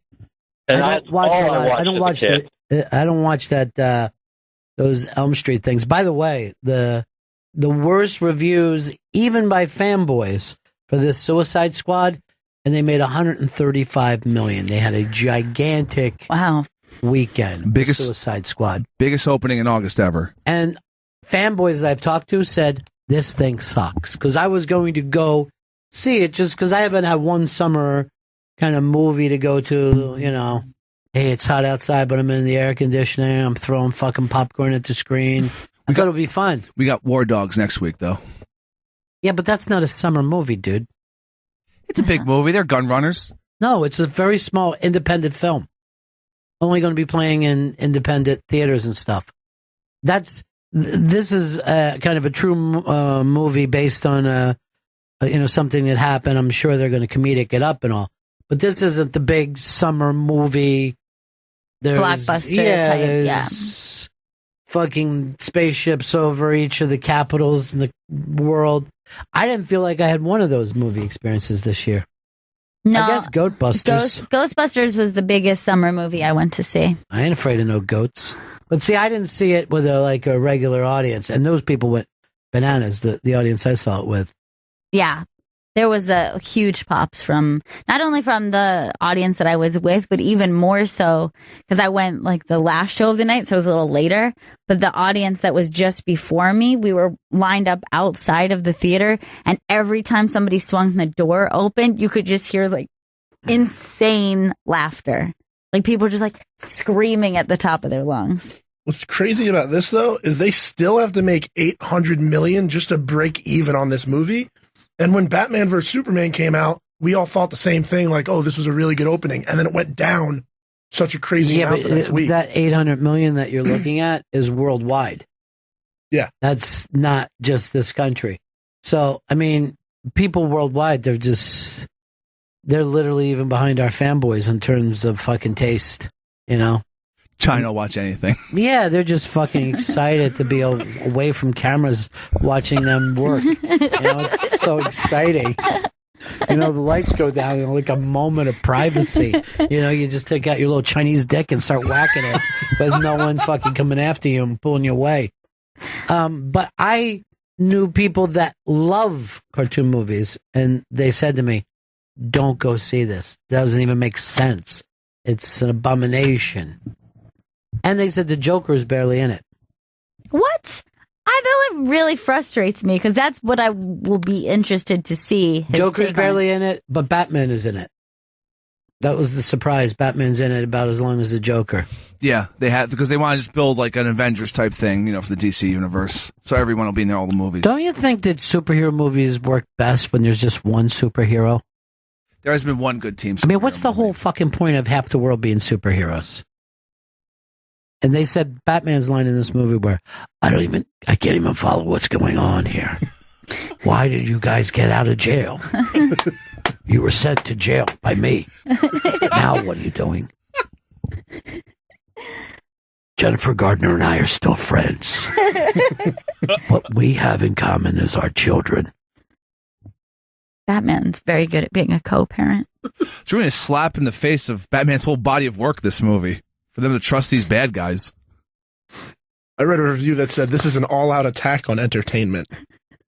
But that just, like, movie reviewers are just so mean. Like, they just look for a really mean punchline. Don't you think when somebody goes that far in that direction with a review, it actually makes you want to see it? Like, when somebody says it's actually pretty dull, or, it's not, you believe me, it's not what you think it's going to be. But when somebody's like, this is the worst piece of garbage, I actually come back around. I'm like, well, let's see how right they are, because they're really going crazy. But, I kind of feel for them because they have to watch every movie.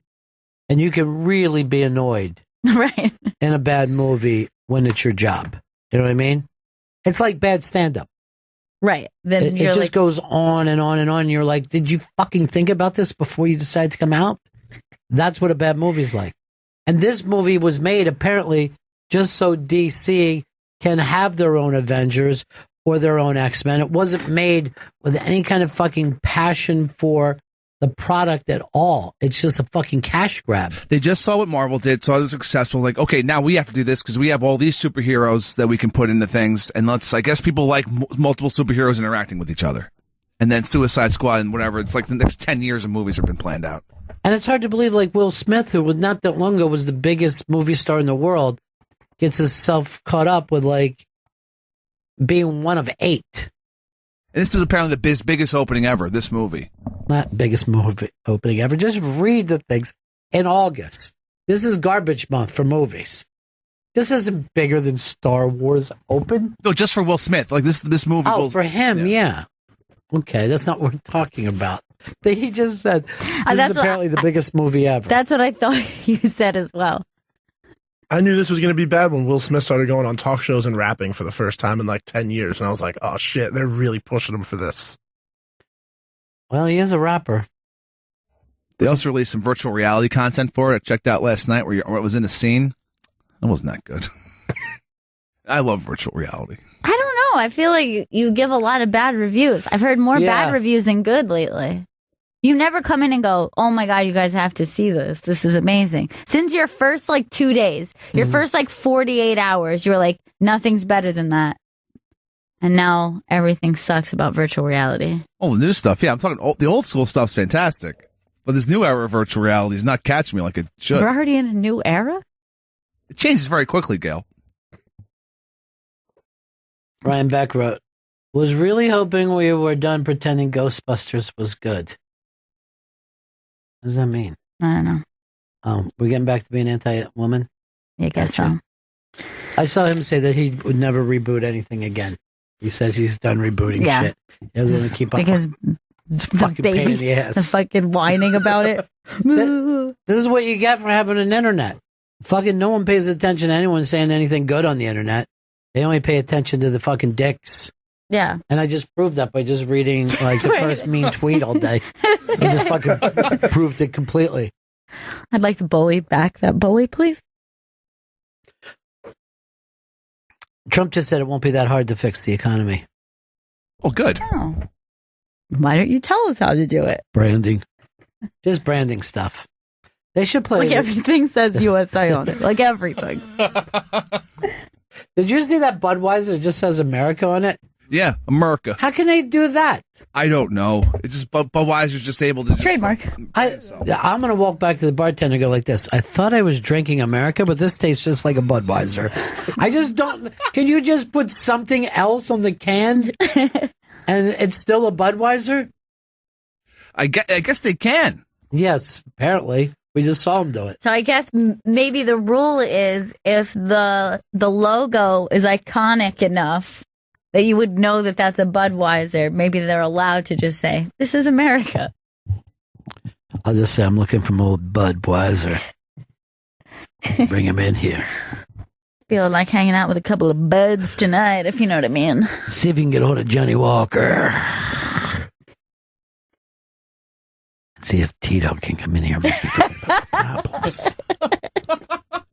We get it, dude. We get what you're doing with this. And also, you're not going to drink all of those things. You're going to have a tummy ache if you mix like that. Let me just tell you something. I want to get on a ride and chant a Singapore sling for me. See if Harvey Wallbanger's back there. Just bring up every 1960s cocktail there is. But, you know, that's what we're dealing with these days. Now, this is a thing I saw over the weekend. I thought it was cute. Some people were upset about it. There's a bar, I believe in Los Angeles, California, home of the Doors, where the ladies' room has a picture of Caitlyn Jenner. It's all done as a big Caitlyn Jenner poster. And the men's room is Bruce Jenner. And people have gotten mad at them.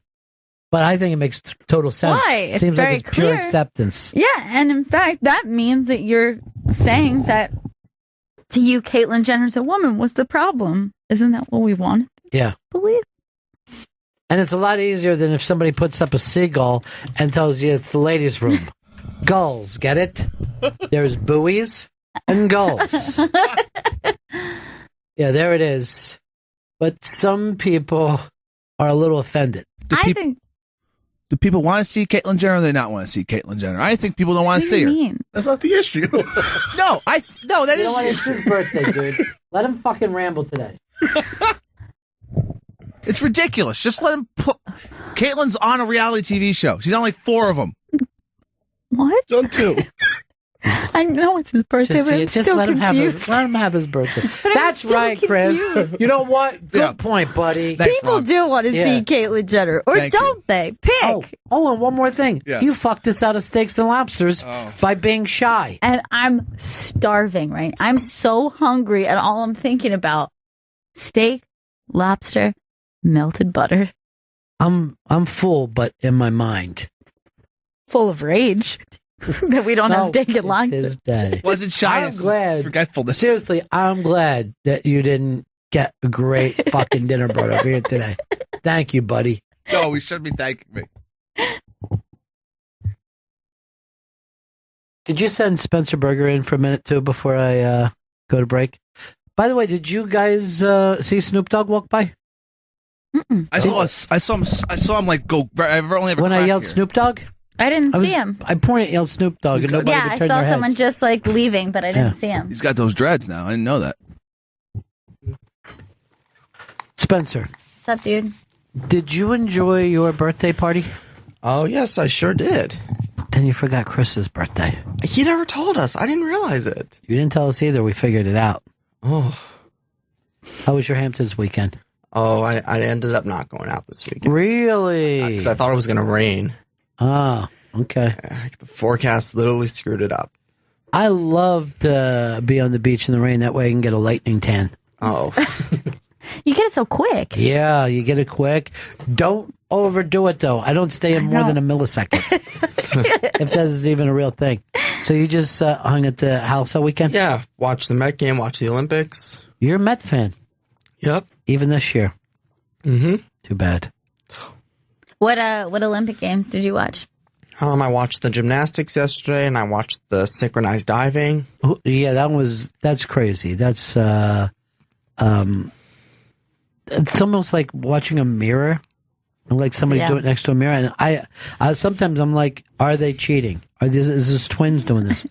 But you like the girls' gymnastics? It all depends. I mean, any particular type of gymnastics. You know, everybody here, it's like everything is intense, though. I mean, look at the way they flip and doing all that kind of stuff. It's really crazy. I'm writing a screenplay right now called The Lazy Olympian.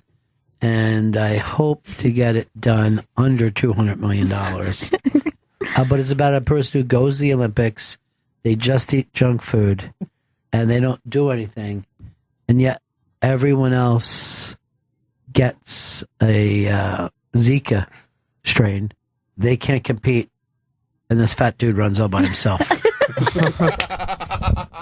Yeah. The funniest part of it, he does get a lightning tan, as you call it, Spencer. Well, yeah. And his hair turns white. Oh my God. That actually sounds pretty cool. It sounds like an origin story. It might take place in Oregon. But what I want to do is get Dustin Hoffman to play the Really? part. Yes. But as Tootsie. It's almost like Tootsie 2, The Lazy Olympian. You know? It sounds great. And later they find his penis.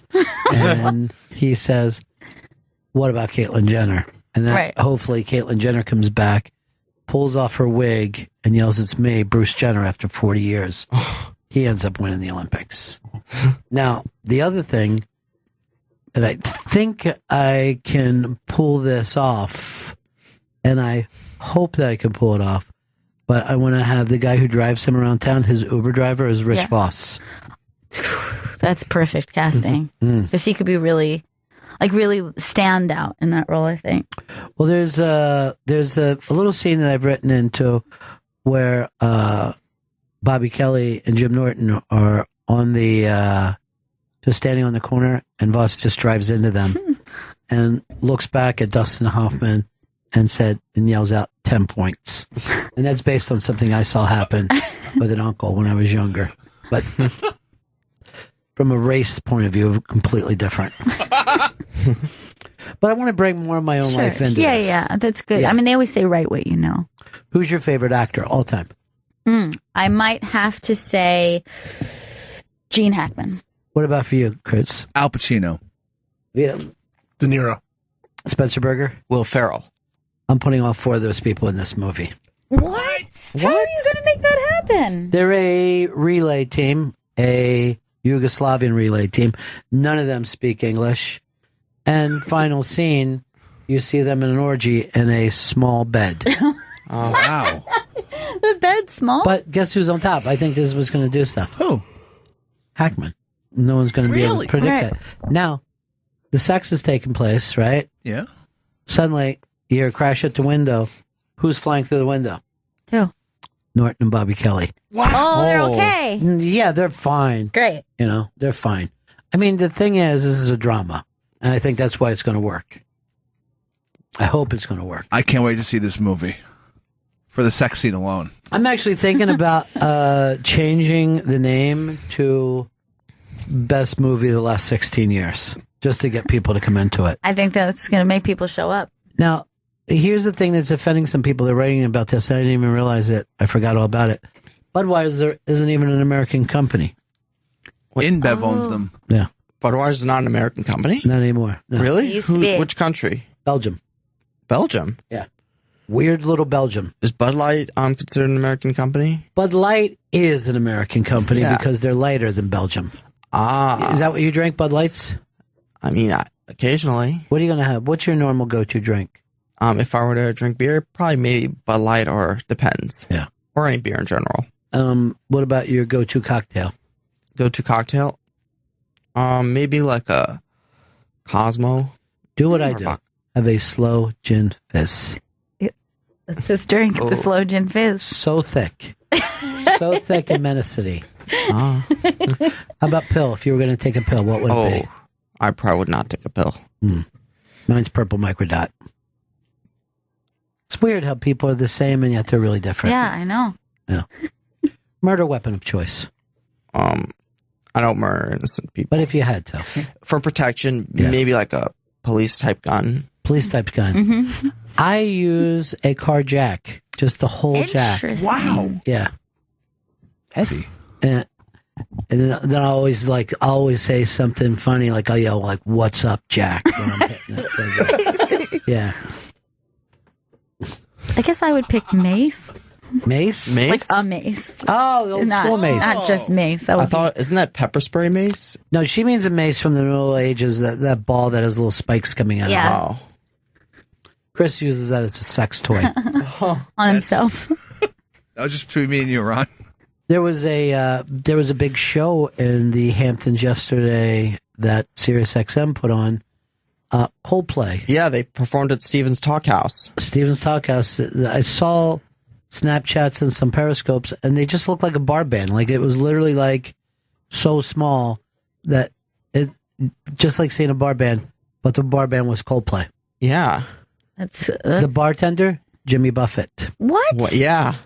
Enjoying himself there, Mr. Alec Baldwin. Oh my goodness me. And Jay-Z and his lovely wife, Beyonce. Beyonce was there? Beyonce. Queen Bey. Beyonce.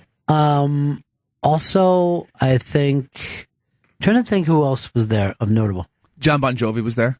John Bon Jovi and his lovely wife. Oh my goodness. And then also New York's favorite couple, Ferris Bueller and his wife, Sarah Jessica Parker. Yes.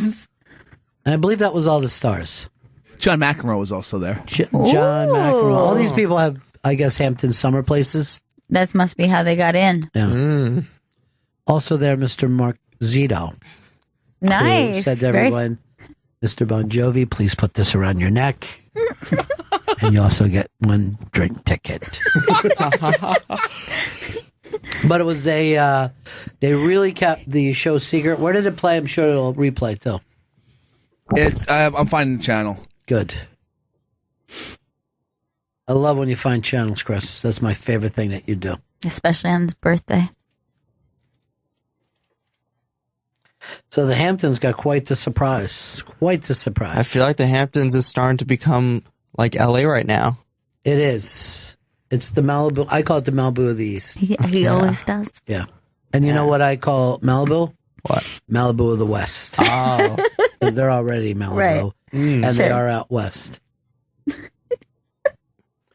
I've been having fun here seeing if Chris can catch on to this. The whole time Spencer's been in here, I'm just watching your phones ring crazy. It's playing on the Spectrum. Spectrum. Yes. Well, it played live last night. Yeah, on the Spectrum. Spectrum coming through in a big, big way. Who runs Spectrum, do you know? I don't know the PD. Is that Rob? Rob Cross? He runs SXMU. Oh, yeah, that's a big one for him. Yeah, he loves indie rock. That's a cool one. Is that your go-to? I like that one a lot. I like the Outlaw Country. I think is yeah. agreed by everybody. That is great. I think we're going to be saying goodbye to Yacht Rock soon, right? Yeah, that was a limited engagement channel. That's a giant mistake because that thing. I mean, I know they did it for a fucking a joke, but sometimes I'm just looking to ease back. Yeah, you know? A little something to listen to with your boat drinks. I don't know how I'm going to ease up Slow anymore. Gin Fizz is my boat drink. I'm also Deep Tracks. Yes, of course. Deep Tracks. Anything else you guys go to? I go to Classic Vinyl. I go to First Wave, which is 80s kind of post-punk, new wave. It's a really good fucking channel. There's a lot of channels that we're digging. There's some Anyone great that you ones. never go to? I never used to go to that 40s channel at all. I don't even think it's on there anymore. Finally, that audience died out. We're next to them in the offices. Who, 40s? 40s on 4s right next to us. Really? Ouch, I didn't know they were around. They don't listen to 40s music, though. I've heard them listening to, like, death metal Well, sometimes. they don't have to listen to the 40s all the time. They got to play it. They need a break every now and then. Yeah. You know? Here's Dan. Hey, Ron, how's it going? Good. I don't know if you saw this morning, but I think it's Hoda on the NBC morning show. Her and one of the other older co-hosts were oiling up the Toga Man. Well, everybody got a big kick out of him. Yeah. And, I just can't believe that people know Hoda now and not her co-host. Yeah, Hoda's become the star. Everybody loves Coworker, Hoda. Hoda. There was also, yeah, she works here. But there was even talk that she might take over the Today Show. And then it started, I guess, a bunch of rumors that got people upset. But she was... She's likable. Was very likable, and she got to play, like, fun guy at the, like, opening ceremony. She was just like, did someone say party? Like, she was like... That's a great role to have. And then anytime, like, there was dancing or fun, they would throw it to Hoda. Look, there's Hoda, and she's touching the... She's oiling him up. Yeah. She likes what she sees. So is Matt Lauer. Yeah, that's uncomfortable. Spencer's right, man. I was trying to even play that down, dude. He's into it in a big, big way. Matt Lauer ought to put his bald head on it and just rub it back and forth. So what's this remind you of? Matt Lauer jumped in first and Hoda had to follow. Yeah, just to make it a little more comfortable for people. I actually noticed there were a lot of the women in news and media doing the Tonga flag bearer thing, but there were just as much men, and it was like a lot of them were uncomfortable, just to the point where they're like, if I had to with one Olympic male star, it's like no one asked you that. I mean, that body. And you're like, this is getting uncomfortable, sir. Is he an athlete? I could bang his stomach. Yeah, you can't carry the flag unless you're an athlete. You're like their star athlete. No, I know that. Nobody's talking about what sport he plays. They're just talking about how he's... Well, he's not going to win anything. Look at him. Hey, James, Louisiana. Hey, Ron, love the show. Love Gail. Yeah. But love you. Spencer, Spencer, what's his last name? Kardashian or something? Why do you say that? He talks just like him. It's like all of a sudden you can hear him, and then all of a sudden, I don't know, Gail does the Kardashian voice real good. But but it's not crazy. Spencer-like. It's not even true. I wouldn't even be able to do an impression of Spencer yet. I know. Spencer, let's say it, he is an original. And he is a beach guy. Yeah, maybe that's what it is. I'm both a winter and a beach guy. Go skiing in the winter, and then I enjoy the beach in the summertime. Where do you ski? You're picking up Usually Mount Snow, Stratton. Uh-huh. Mm. Yeah, because, when I went up to school in Vermont, I was able to get a double down season pass and get a student discount for both mountains. Ooh. Just get right on, just have your ID or have your lift ticket or pass and just get your gear on, just get it right on the lift lines. Now, do you ever snowboard or is it all skiing? No, skiing. I might try snowboarding, but snowboarding's a little hard, though. I didn't know that. It's a harder thing to do. It looks like it's wider. But skiing, I'm a very fast skier, though. Really? Yeah. Greens, blues, and semi-blacks. Greens, blues, and semi-blacks. That's the same pose I used to eat.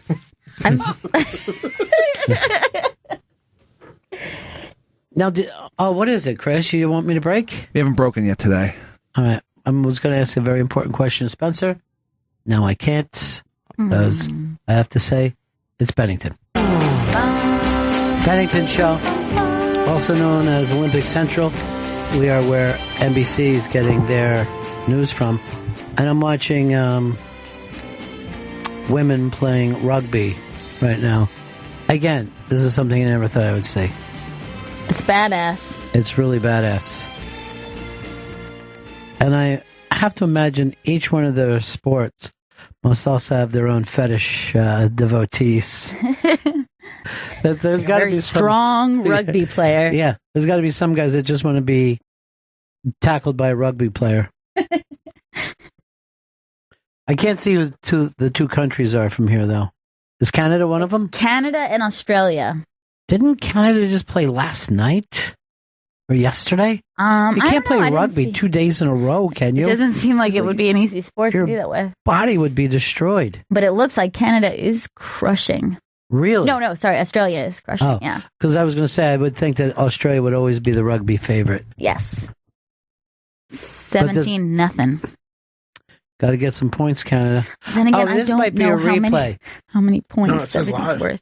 Well, I remember hearing yesterday when Canada was playing that they were beat by Australia 22-0. Weird. So I don't know how live that would be. If it ends 22-0, we'll know either NBC lies or I see into the future. And I think we all know which one's more obvious. Mm-hmm. You showed a lot of signs of looking into the future. Well, I know when bugs are afraid. Mm-hmm. He's afraid. And I made my muskrat or whatever it was run up my mom's pant leg. Did we ever find out what that other girl's character's name was? Jizz. I just would love to know. Diz and Jizz. She was my favorite. I'm looking at the IMDb, but I'm not seeing an actress that looked like her. And I'm going through the whole thing. What are you saying? Man, can't find the movie. Let him have his birthday. I'm happy that it's your birthday. A little bit hungry, but I'm happy for you. Did you get him a present? Mm-hmm. I think I got him. I don't know. Let me look. $76. Oh, that's really thoughtful. Thank you. Thank you so much. Happy birthday. Now smoke up, Johnny. Bum, bum, bum, bum, bum, bum. Well, we got a prize to give out too, right, Chris? We have 2 prizes to give out. We have a couple of first responder winners from the Penn Jillette Unmasked on Friday. Oh, everybody loved that, by the way. Very wonderful things from people. The first winner, very easy. The first winner gets a copy of Presto, his new book, signed, and that is at Lex Shedlesky. At Lex Shedlesky. Gets a signed copy of Presto by Penn Jillette. Way to go, Lex. And the second prize, the signed deck of playing cards. That's the one I'd rather have, tell you the truth.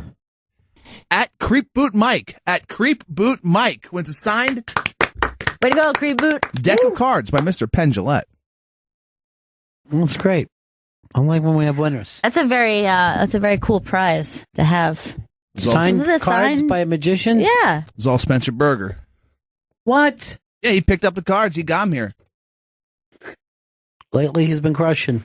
He told me that. He says, lately, I notice I'm getting the biggest laughs on the show. He's not wrong. No, he got a huge laugh. By bringing up Matt Lauer doing something homoerotic. I thought we'd all be past that by now, but no, we still laugh. No, it's still funny. It's still really, really funny. All right, so are you guys Kanye West fans at all? Sure, yeah. I mean, he is... The man, the mystery that is Kanye West. Right. Is like, it's crazy to not say that you're not entertained by the fact that he exists. He's a full-service celebrity. He's not limited to his original skill set. A couple guys do a podcast only about Kanye West, which I find to be kind of interesting. But they put together something for the iBang, and that's the 5 greatest Kanye West comedy crossovers. Give me their names too, and how we can find their. It's Rob Hayes and Chris Daniels. Mm-hmm. And the name of their podcast? It's the Book of Yay podcast. That's on iTunes. The Book of Yay podcast. It's also on the Forever Dog podcast network. So this is the 5 greatest Kanye crossovers. Chris, why don't you take the lead on that? No, we'll let Gail take the lead. It's your birthday. I want you to rest a little bit. Yeah, just relax. You know what? Make it your day. This is when we would be eating steak and lobster right now. All right, number 5, Seth Rogen and James Franco's version of Bound, Bound 2, which they did Bound 3. Now, the thing about Bound that was so funny is I think it came out the day after the actual video dropped. It was very I'm sure quick. It wasn't the day after, but it seemed like it came so fast. It was very fast. And the best thing about Bound 3 is they don't really amp up very much what happens in the video. It's pretty much just a shot-for-shot remake. And they're not doing anything more bizarre or... I remember laughing pretty hard. Matter of fact, I think I even got to know the song more from this than I did the original one. It's a good song, actually. It's a bizarre song. It's almost like 15 pieces of songs kind of sewn together. Well, if this comes in at 5, and by the way, they thought that they said that this dropped lower because they felt like these guys were laughing at Kanye rather than with him, and I would 100% agree with that. Even though I'm sure they're probably Kanye fans, I still don't believe that they think he's saying it. They felt like they were mocking him. The best part is Seth Rogen constantly having to toss hair that he doesn't have. Like he's doing this Kim Kardashian hair toss, but he doesn't have anything there. It's so great. And the bare-chested hugs are kind of fucking great. Yeah. This was Kim's big video, and she was as batshit as the comics on this. It's no more weird or no more surreal than the actual video. No. It's only weird because it's the two of them. It's only weird because it came out. No one does a parody within 48 hours. This is already a parody. All right, number 4 is Dave Chappelle's Kanye West story, which I think he might have told on a Tonight Show. And it was just his experience meeting. It was the first time Chappelle had met Kanye. It was before Kanye ever put out an album. It was when Kanye was just a producer. And he told the story of when he actually met him. He was showing him sketches from the Chappelle show. And Kanye took a call and said, yeah, I'm watching the Chappelle show skits. No one's ever seen them before. Why? Because my life is dope and I do dope shit. And then he hung up. And Chappelle was like, well, this guy's going to be a star. Yeah. It's an amazing story. It's funny that would only come in 4. You have a Chappelle story and it only comes in at 4. Number 3 is Aziz Ansari's Kanye West obsession. He brings him up a lot. He's been stories about him and his act. This broke Aziz as a stand-up, in my opinion. And no offense to Aziz, but it's the funniest fucking thing that he's ever done. That thing with his... Because we were just getting to know that part of Aziz when he was doing that. Like, then my cousin, right? No! He was just like so... He just seemed so small when he was telling the story. Yeah. And so, like, super fan. This was great. What's the name of this piece? Again, Chris, it's up on the iBang. This is the 5 greatest Kanye West comedy crossovers. By Rob Hayes and Chris Daniels of the Book of Yay podcast, which is available on iTunes. So the 5 is back. We didn't even play the old 5. This is a return to the 5. The 5 is back. The 5 is number 1. All right. What's our? By the way, again, I would have thought this would have been the number 1 easily. That's what I was thinking. That this would have been higher. This would have been number 1 for me, I think. Really? I think so. Unless these other 2 blow me away. Number 2 is Bo Burnham's Can't Handle This. So that was his Kanye West rant that he had done. Yeah, I don't know this at all. Yeah, I'm not as familiar with this one, but that's a high ranker. Outdoing the Aziz story. No! And then number 1, can anyone guess it?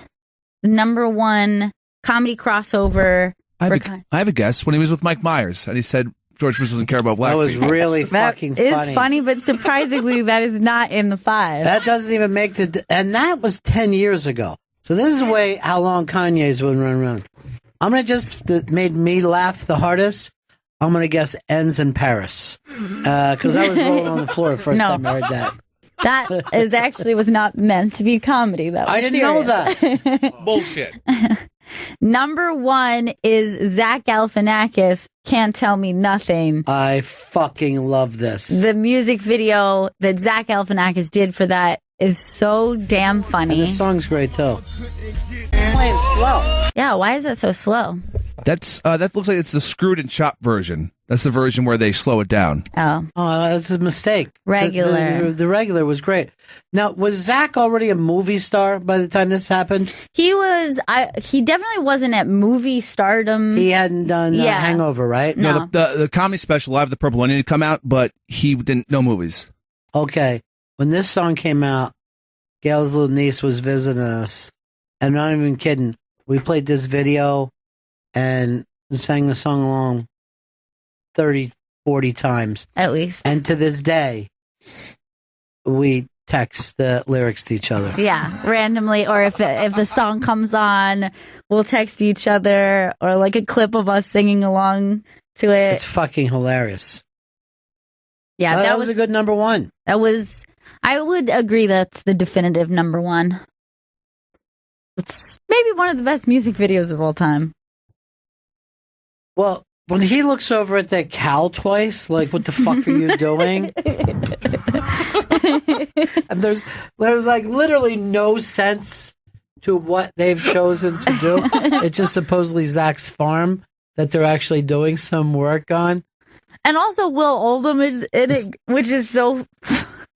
That part where he was just having just making his farm machinery go up and down, acting like that was rocking. Now explain to people who Will is.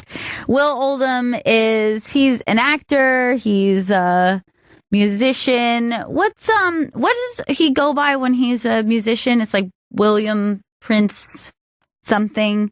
But yeah, he's fantastic. Well, this thing is killer. All right, that's up on the iBank. Chris, give it out again. It's the 5 greatest Kanye West comedy crossovers by Rob Hayes and Chris Daniels from the Book of Yay podcast, which is available on iTunes and the Forever Dog podcast network. Now, they can do enough where they're just talking about Kanye and that's it. They can keep their podcast going. Kanye has a large body of work at this point. I guess he does. He stays in the news. Yeah. So that's helpful. They haven't even touched his fashion career yet. I watched the Kardashian one where they did that thing where he did his fashion show at Madison Square Garden. It's fucking unbelievable. Madison Square Garden is sold out, and these models are just standing on a stage and not moving, and the place has gone fucking crazy. Crazy. Yeah, it was also a listing party for like his last album. My friend was one of the models that was like on the floor doing it. He said it was really weird. They like give you these crazy release forms. You were like huddled up in the back. They gave you all these demands. And then he said it was just really cool to be a fan of Kanye though, because you were the first person to hear the album while you were one of the models. But I mean, what would they have them do? Because they were just standing there. That was it. So they said that first part where like the like sheet comes down, that was like the weirdest part because they just had to hide there. And then they just had to stand, and there were rules like don't talk to the people next to you. Don't turn around. You can sit if you want to for a little, but don't sit if people are sitting next to you. But you had to keep your eye in one way. It's very specific. Everybody acted like it was fucking, like it was the greatest thing they've ever seen. Is that where he also released, or was that a different event when he released that video where it was like all the celebrities naked in one bed? He just did that over one weekend. That wasn't at the premiere. Okay. Yeah, it was different. So these things sell? I have no idea if Life of Pablo sold or not. It was only on Tidal, that streaming service that Jay-Z did, and the numbers went way up after the album was on Tidal. Yeah, but didn't you say he lost a ton of money doing it? Yeah, but he still brought in a lot of money to Tidal. I don't know. Yeah, that's it. They're selling subscriptions to Tidal, not the actual album. It doesn't help. Very strange. Then he said he wanted Bill Gates to give him $1 billion. If Bill Gates give me $1 billion, I'll turn it into something. Bill's like, I already got $1 billion. Fucking trying to give it to poor Africans. What do I need you Not for? rich African Americans. Maybe you're all confused about what I'm doing out here. And you're so charitable. I'm trying to buy fucking just nets for people to sleep in. Holy shit, look who just walked in here. Oh my God. Maybe America's favorite couple, Sam Morril and Joe Mackey. They're going to be a red eye tomorrow night. And set your clock for this. It's 3 a.m. in the East on Fox News. Sam's playing at the Fat Black Pussycat in New York City. The 10th and the 23rd, and then Space Bar in Orlando. Side Splitters in Tampa. And then Joe's half-hour comedy. This says Half Hair. Premieres Friday, September 2nd at midnight. Let's bring in America's favorite couple, Sam Morril, Joe Mackey. Is here. He's also known as the young Ronald Reagan. Only because we wish he would get shot. And Sam Morril, I think burr in his saddle. Yeah, I'm young Ronald Reagan. You're just a minor inconvenience. You wish you were a B-movie actor. Your stand-up stinks. Now, I know that it really hurt a little bit, doesn't it? It does. But being insulted by such a mediocre act. Well, like your act, that comment was forgettable. So. You were up in Montreal and part of that whole battle thing. Oh, yeah, that was the first round was uncomfortable for everybody, I think. Yeah, and that was weird. Against who? Steve Ranazizi, war criminal. No, Steve Ranazizi is the guy who was the 9/11 hero, and then later, that's one way of looking at it. Then later found out was he even in New York when that happened. He was in Midtown. Yeah. Okay. Yeah. So he was not in the Twin Towers like he said he was, and he went. It's kind of weird. Like as a New Yorker, I was definitely. The more I listened, like his Stern interview, his Maron interview, it's like. I was a little creeped out. But I would say this. I was in Midtown that day, and it was still scary. Yeah, me too. There was plenty to be worried about without saying you were in the tower. Yeah, you probably wouldn't even need to make that up. Yeah, you could have just said, I was in New York. It sucked. It was pretty sketchy. And Joe Mackey is here, and you've got the half-hour comedy hour. Oh, September 2nd, watch out. Well, it's technically September 3rd, but You know how, like, midnight, right? It start like the new day starts, and we're like, all right, it's number 12. we started on the number 12, which makes sense. I really would like to get some round numbers when it comes to time. I think that would be nice. Why did we get to 12 and they're like, all right, we're going to start again halfway through the day? It makes What are you, an observational comic now? Yeah. What is this? He is right. There is a deal about it. It is crazy. But yeah, I don't see why they didn't just start time at the beginning and then we're just here's where we are now. That's it. Just keep it going, maybe. Yeah. It's 0. Midnight, it should be 0. Now, are you one of those, the world's 6,000 years old, or are you a science guy? Which way do you go? I'm a science guy. Okay. But I will say that you can be both. And I guess I'm kind of both. Yeah. I believe in my religion and whatnot, but like, if you believe that Jesus died and was brought back, that's not, I mean, you're believing in things that aren't scientifically proven, and no one's calling them crazy. Right. So if God made the world, I'm calling you crazy. There's things that I don't understand. Right. So I don't want to. And one of those things is fashion. Yes. Well, this is a Pittsburgh Pirates shirt, Philadelphia. Yeah, I know. And our 6 world titles. Yeah. And our 3 straight wild card play-in games. Yeah. I mean, we're the best team in baseball. I think that's what that's science. I'll give for you. I'll give that bad news to the Yankees. The Yankees. Now, by the way, this from the state of Pennsylvania. We do have 6 Super Bowls between Philadelphia and Pittsburgh. That's I don't wonderful. think any other state can brag the way we can. Congratulations. But, Sam, are you a sports guy at all? I'm a big Knicks fan. Is that right? Yeah, they suck, but yeah, they do suck. I love them. It's been a long time since they've had that team, but people forget this is a basketball town first. New York City. It is, yeah. It's like in the culture. Yeah, this is the only city I know of. Basketball first, baseball second, and then football third.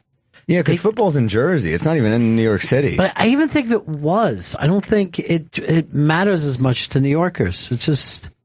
Yeah, it's because, in the city, you don't really grow up playing football. Yeah, that's true. There's a basketball court in every corner. Do you think no that high that's school what it teams. is? Like if you grew up playing this sport, Yeah. you have much more of a connection to it. Of course, yeah, I think so. By the way, there's a Netflix show called Last Chance U about a junior college that takes the guys that have been kicked out of major schools on drugs and or just being too stupid to stay in. I've only seen the first episode and it's already phenomenal. Too stupid to stay in, like they like their grade point average dropped down, or they got caught with drugs or DUI or beating up their girlfriend. This little school will take them. It's the middle of Mississippi, and kind of reform them for 2 years and try to get them back into D1. It's fascinating. That sounds fascinating. Cool. Well, you grew up in a football factory town, Penn State. Yeah, it's all about the real estate. You can play football without getting hit by trucks. Joe was one of Sandusky's children. I was not, Sam. You always say that.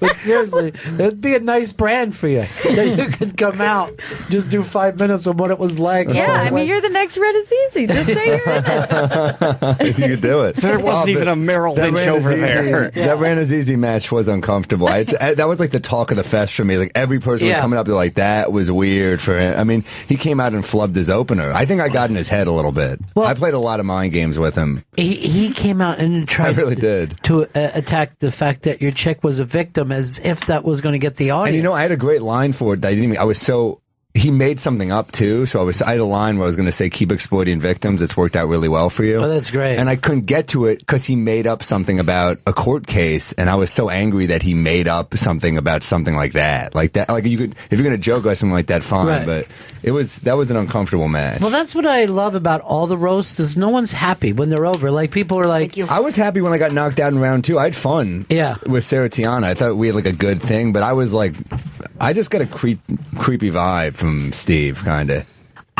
He's walking around wearing that dumb St. Jude's hat, and it's like, could you be more transparent? Like you're just desperate for people to like you. What was the St. Jude's hat? It was like the medical center? The children's hospital. Oh. He's like saying, I've turned my life around. I'm helping children. Yeah. I did stand up for kids. He's a good guy. Yeah.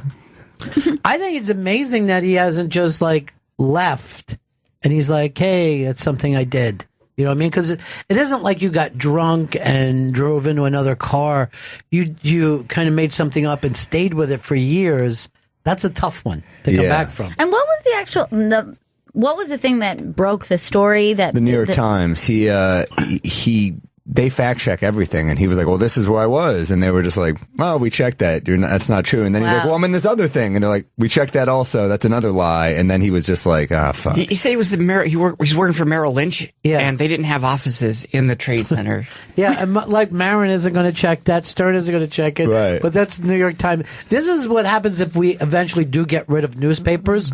No one will ever do any journalism at all, and we'll all just be believing shit. Yeah, you know. Well, that's what happened, and then. And then his comeback is, I think it's a smart PR move, like the roast. It's kind of like your Martha Stewart moment. You take your punishment.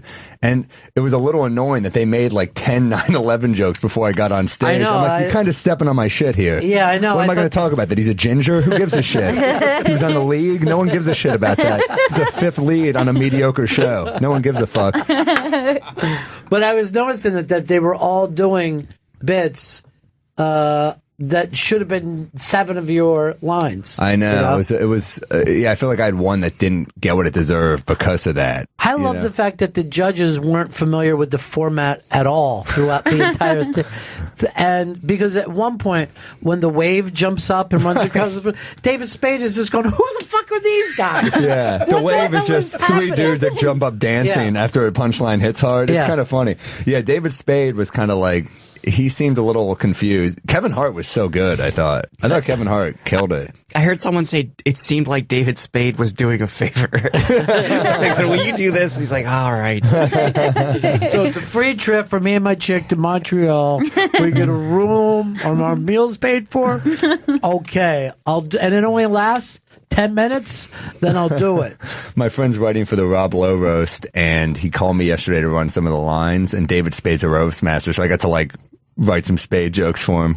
Oh, that's cool. So you wrote it in his voice? No. For my friend who's writing for the roast. But I'm saying, are you writing this? Against Spade? Against Spade. Oh, yeah. So when's that roast take place? I don't know when it's happening. Probably a few fucking weeks. Hilarious, dude. man. The Grinder was a great show. It was my favorite show on TV last year. It was a surprisingly great show. Yeah. People were pissed it got canceled. Yeah, I was one of those people. But the kid now, the one from Wonder Years, they think is going to get the Kelly job.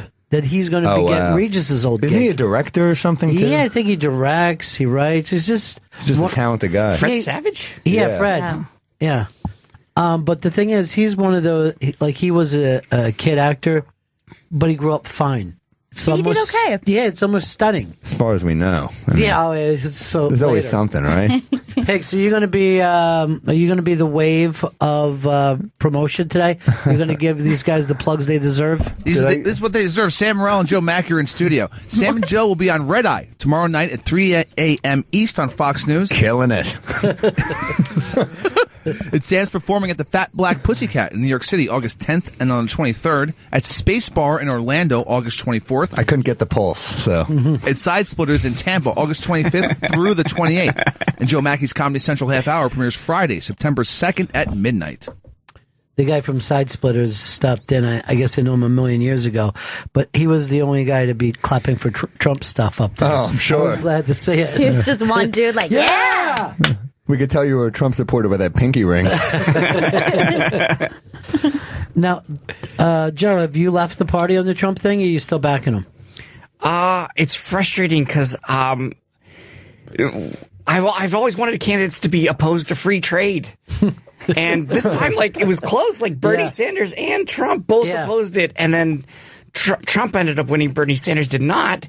And now, it's the only guy that I've ever had because Gary Johnson, I thought, I could vote for him. But then I looked and it seemed like he was in support of free trade deals. So I don't know who I'm going to vote for. Also, Gary Johnson at 1% or something. Yeah. But people always say you're throwing away your vote, but then you keep saying that and nothing ever changes. It's very frustrating because then you're just perpetuating this fear.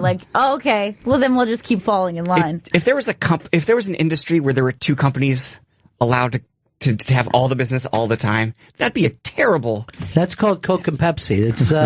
It's almost impossible to get a cola in any store in America because they split up the shelf space and they pay money actually to be in the stores.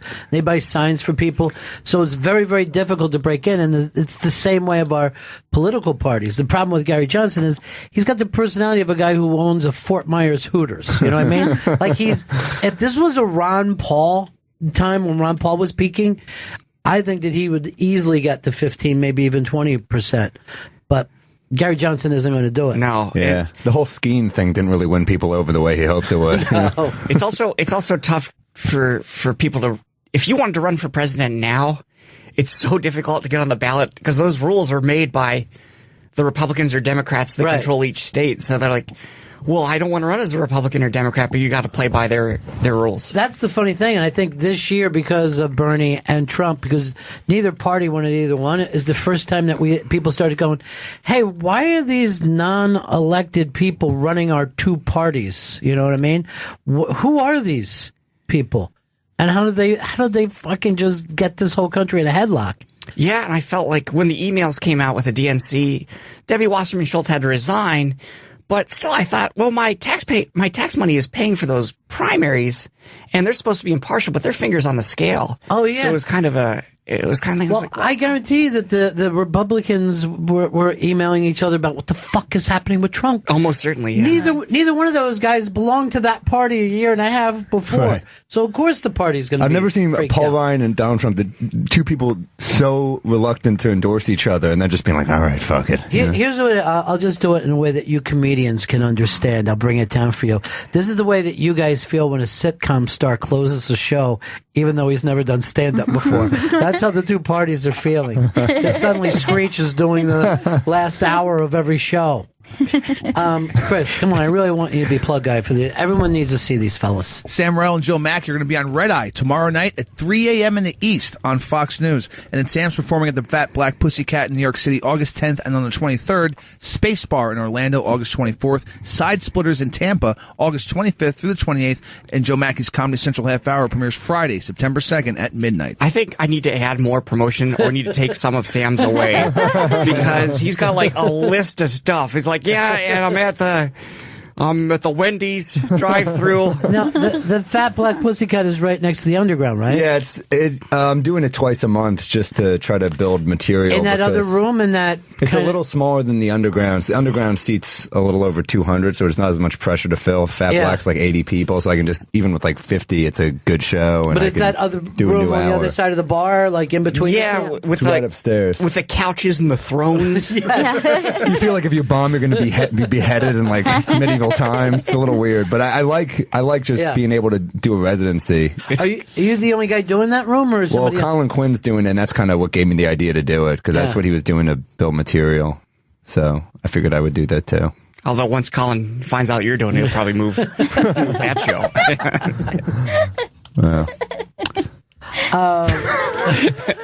Sam and Joe, for some reason, they want to hang out with each other, even though obviously they don't like each other at all. Well, the cool thing about that room is anyone can just walk through from the bar. There's really no one stopping them. So I just walked through during Sam's set and I flicked them off. I don't know if you saw it. Everyone thinks Joe's a good person, and then they see that and they're like, "What the fuck was that?" Yeah. Well, you're the only person I do it to. Literally the only person. But yes, you're not going to ever be. You're always going to be the black cat in this relationship. I am the dark cloud over Joe's happiness, and that gives me some joy. Yeah.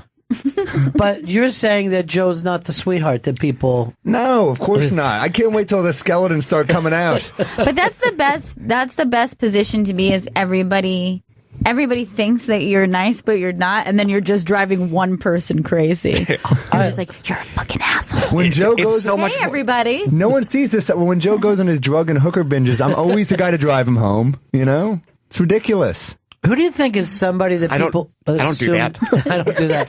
Who is somebody that everybody assumes is nicer than they are? Because I think I have one. I want to hear. I think Jerry Seinfeld is much more driven and harsher than the public thinks. I think he's intimidating for sure. I don't know if he has that nice rep in stand-up. With the public, I think in stand-up he probably does it. But I bet you people would see him on the street and think, "Oh my God, I'm going to go say hey," and then be shocked that he's not going to be. I'm going to go quote a line from Seinfeld and then be shocked he's not thrilled to hear it. At his face. It's like those people that go up to Chappelle, "I'm Rick James," and he's like, "Yeah, I know. I wrote that line." So. Yeah, many years ago. Haven't said it in 20. Still getting yelled at me. Vito, you leaning forward? You got somebody? Yeah, I feel like Louis C.K., a lot of people think he's like really nice, but I know that like people go up to him to try to get a picture with him, and he's like, I really don't want to fucking take a picture. Well, he doesn't like pictures. He hates pictures. I'm on the road with him right now, and he just doesn't like pictures, and I get it, because when people take pictures with you, they think they're funny, first of all, and they think no one's ever put their hand on your butt. No one's ever kissed your cheek when you didn't expect it. And that gets old. And he's very, like, it seems to me like he's very polite to people. He's like, I've seen him say, like, I'll talk to you. Like, he wants to be in a conversation with people, not have the weird thing where you're standing next to someone you've never met before and smiling. And that's for their Facebook page. And, like, I get it. So you're opening for him now. Big rooms? These are... Well, yeah, we doing arenas. We were in... Unbelievable, like, we were dude. The Target he likes Center it when people take a big dive in front of him, so that's kind of a thing. No, I think it's a mutual respect of geniuses, Sam. But that Your is... words, not that anyone is quite else's. the honor, right? To have Louis say, hey, this guy's funny. And he's also... It's a great gig, because he brings 3 openers, and we do 10 minutes each, so... Like, even if one of us lays an egg, it's not gonna... Who else is on the tour? It's been Joe List, Michelle Wolf, and now that she's in Scotland, Rachel Feinstein. Wow, that's great. That's awesome. That's a good group. It's good. That's a murderer's row. Minus right there. Mackey. That's a killer's row. I did really well last night, Sam. Did really good. I said something really stupid at the start of the show, because we were in Springfield, Massachusetts at the Mass Mutual Center. And I said, it's great to be here in Springfield.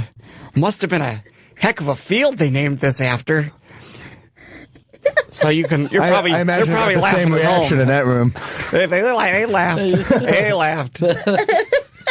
Does Louis bring you guys on stage? Usually we piggyback. Like, Joe List will do the God mic, usually. Mm-hmm. Sometimes Louis done it, and it's really funny, because he's got, like, all the... No one expects the person doing the announcements to make a joke. And, like... or to be Louis. Yeah, and, it's just saying, like, keep your cell phone in your pocket, you fucking idiot. I did a couple with Amy Schumer this year, and she would get on the God mic, and she'd bring me up to something like... Everybody, the reason you're here, Sam Morril. They'd be like, what?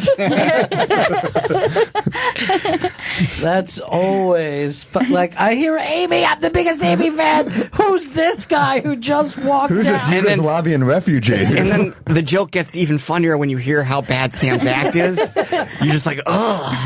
It's funnier because I'm doing well with well-structured jokes, Joe. You prick.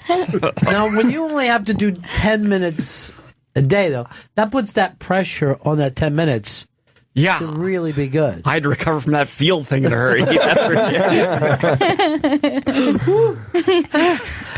But, if you have a bad 10 minutes, it's not like you can win them back then, No, but the cool thing is, like, he wants us to be trying stuff. And really? Yeah, he loves comedy, so it's kind of cool that he's like, you don't have to do your killer set every time. He said that. So it's wow, that's really, really a cool experience for you guys.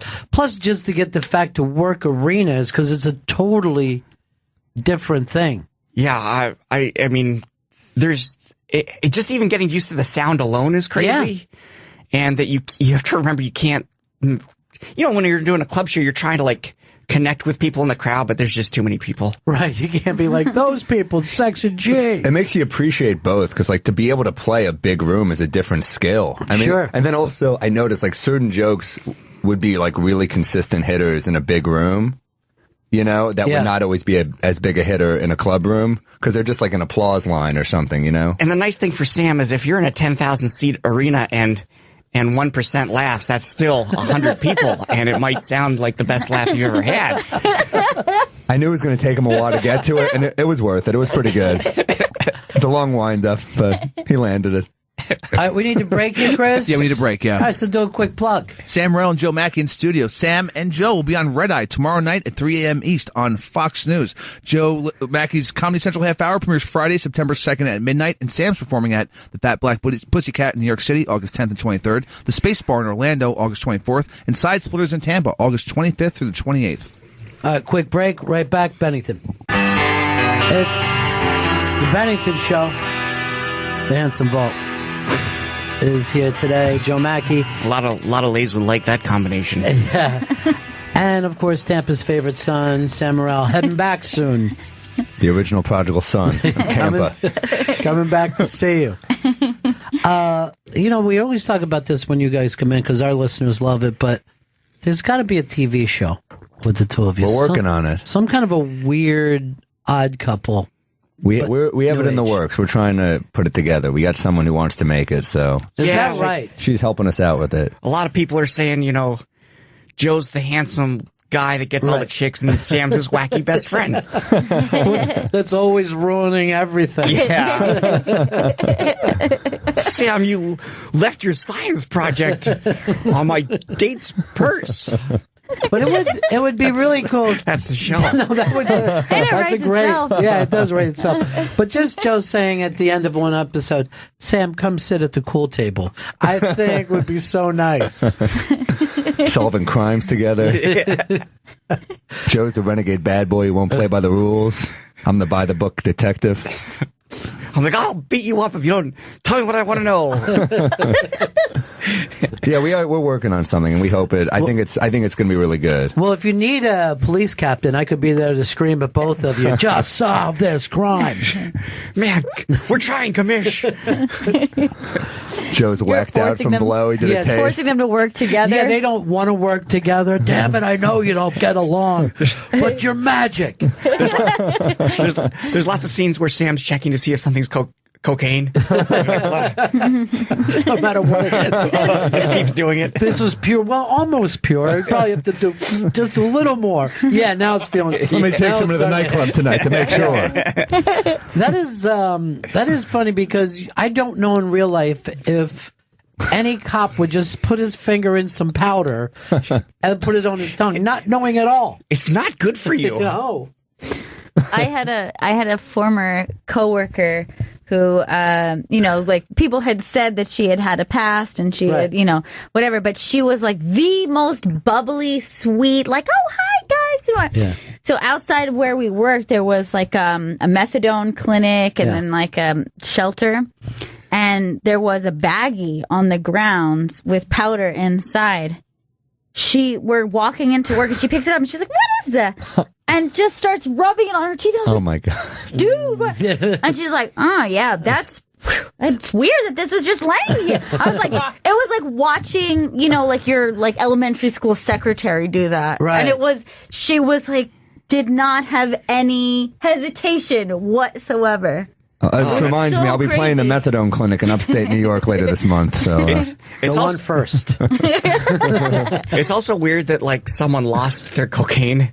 That's like that's the thing they don't want to lose, and now they're addicted to cocaine and they're cleaning. Yeah. It's also all when you're in like the West Village and those guys come up, they're like Coke, and I'm like, no, they're like Coke. I'm like, dude, it shouldn't be this hard to sell. Right. People buy it if they want I mean, it's a drug that sells itself. Exactly. Unless it's so stepped on that they're fucking selling it in the village in the park. Right. Because you're not going to get good drugs. Yeah. No. And then Sam has to haggle right there on the street with the guy. Dude. Like it's the Bahamas straw market. But yeah, you don't know how powerful something is going to be. Yeah, and either. Also, like, there's no reason that we should have known it. It could have not been cocaine. You know what I mean? Like, it could have been something to kill rats. Anything. Yeah. It was the weirdest reaction. But where it was is probably because somebody threw it because a cop came up. You know what I mean? Yeah. Or like whatever, maybe there was like they were doing something just before going in, or like it was their last thing because it was like there's a shelter, a methadone clinic, and like a rehab all in the same little. Yeah, so it was, like, could have been like a last. Could have been a last hurrah. I don't know. I'm not really sure. A goodbye bag. Yeah. Well, there's a lot of people who will drink or do drugs right up to the gate of Right. a rehab, and they let him like, go ahead, just keep drinking because just got to get you in the gate. That's the first thing we got to do. Joe dropped a baggie right outside the door. Yeah. I mean, this guy's garbage.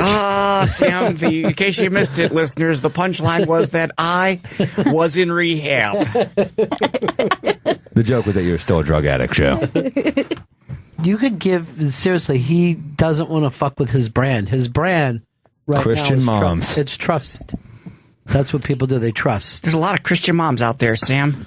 The nice market. You wouldn't know what the smut you're peddling. His act is the smut that he's peddling. Lots of interesting stuff about poop. There's a lot of angles, Joe. You're missing them. I thought, Sam, I seriously, and I told this to you before, I thought your half hour is about as good as I've ever seen anybody Thank do. you. Yeah. So, Got big shoes to fill, Mackey. yeah, Joe, this is the extra pressure. No. Those are some nice orange and blue Knicks color shoes that I have to fill. But if you thought Sam's was good, visual joke on an audio show, you prick. Go ahead, Joe.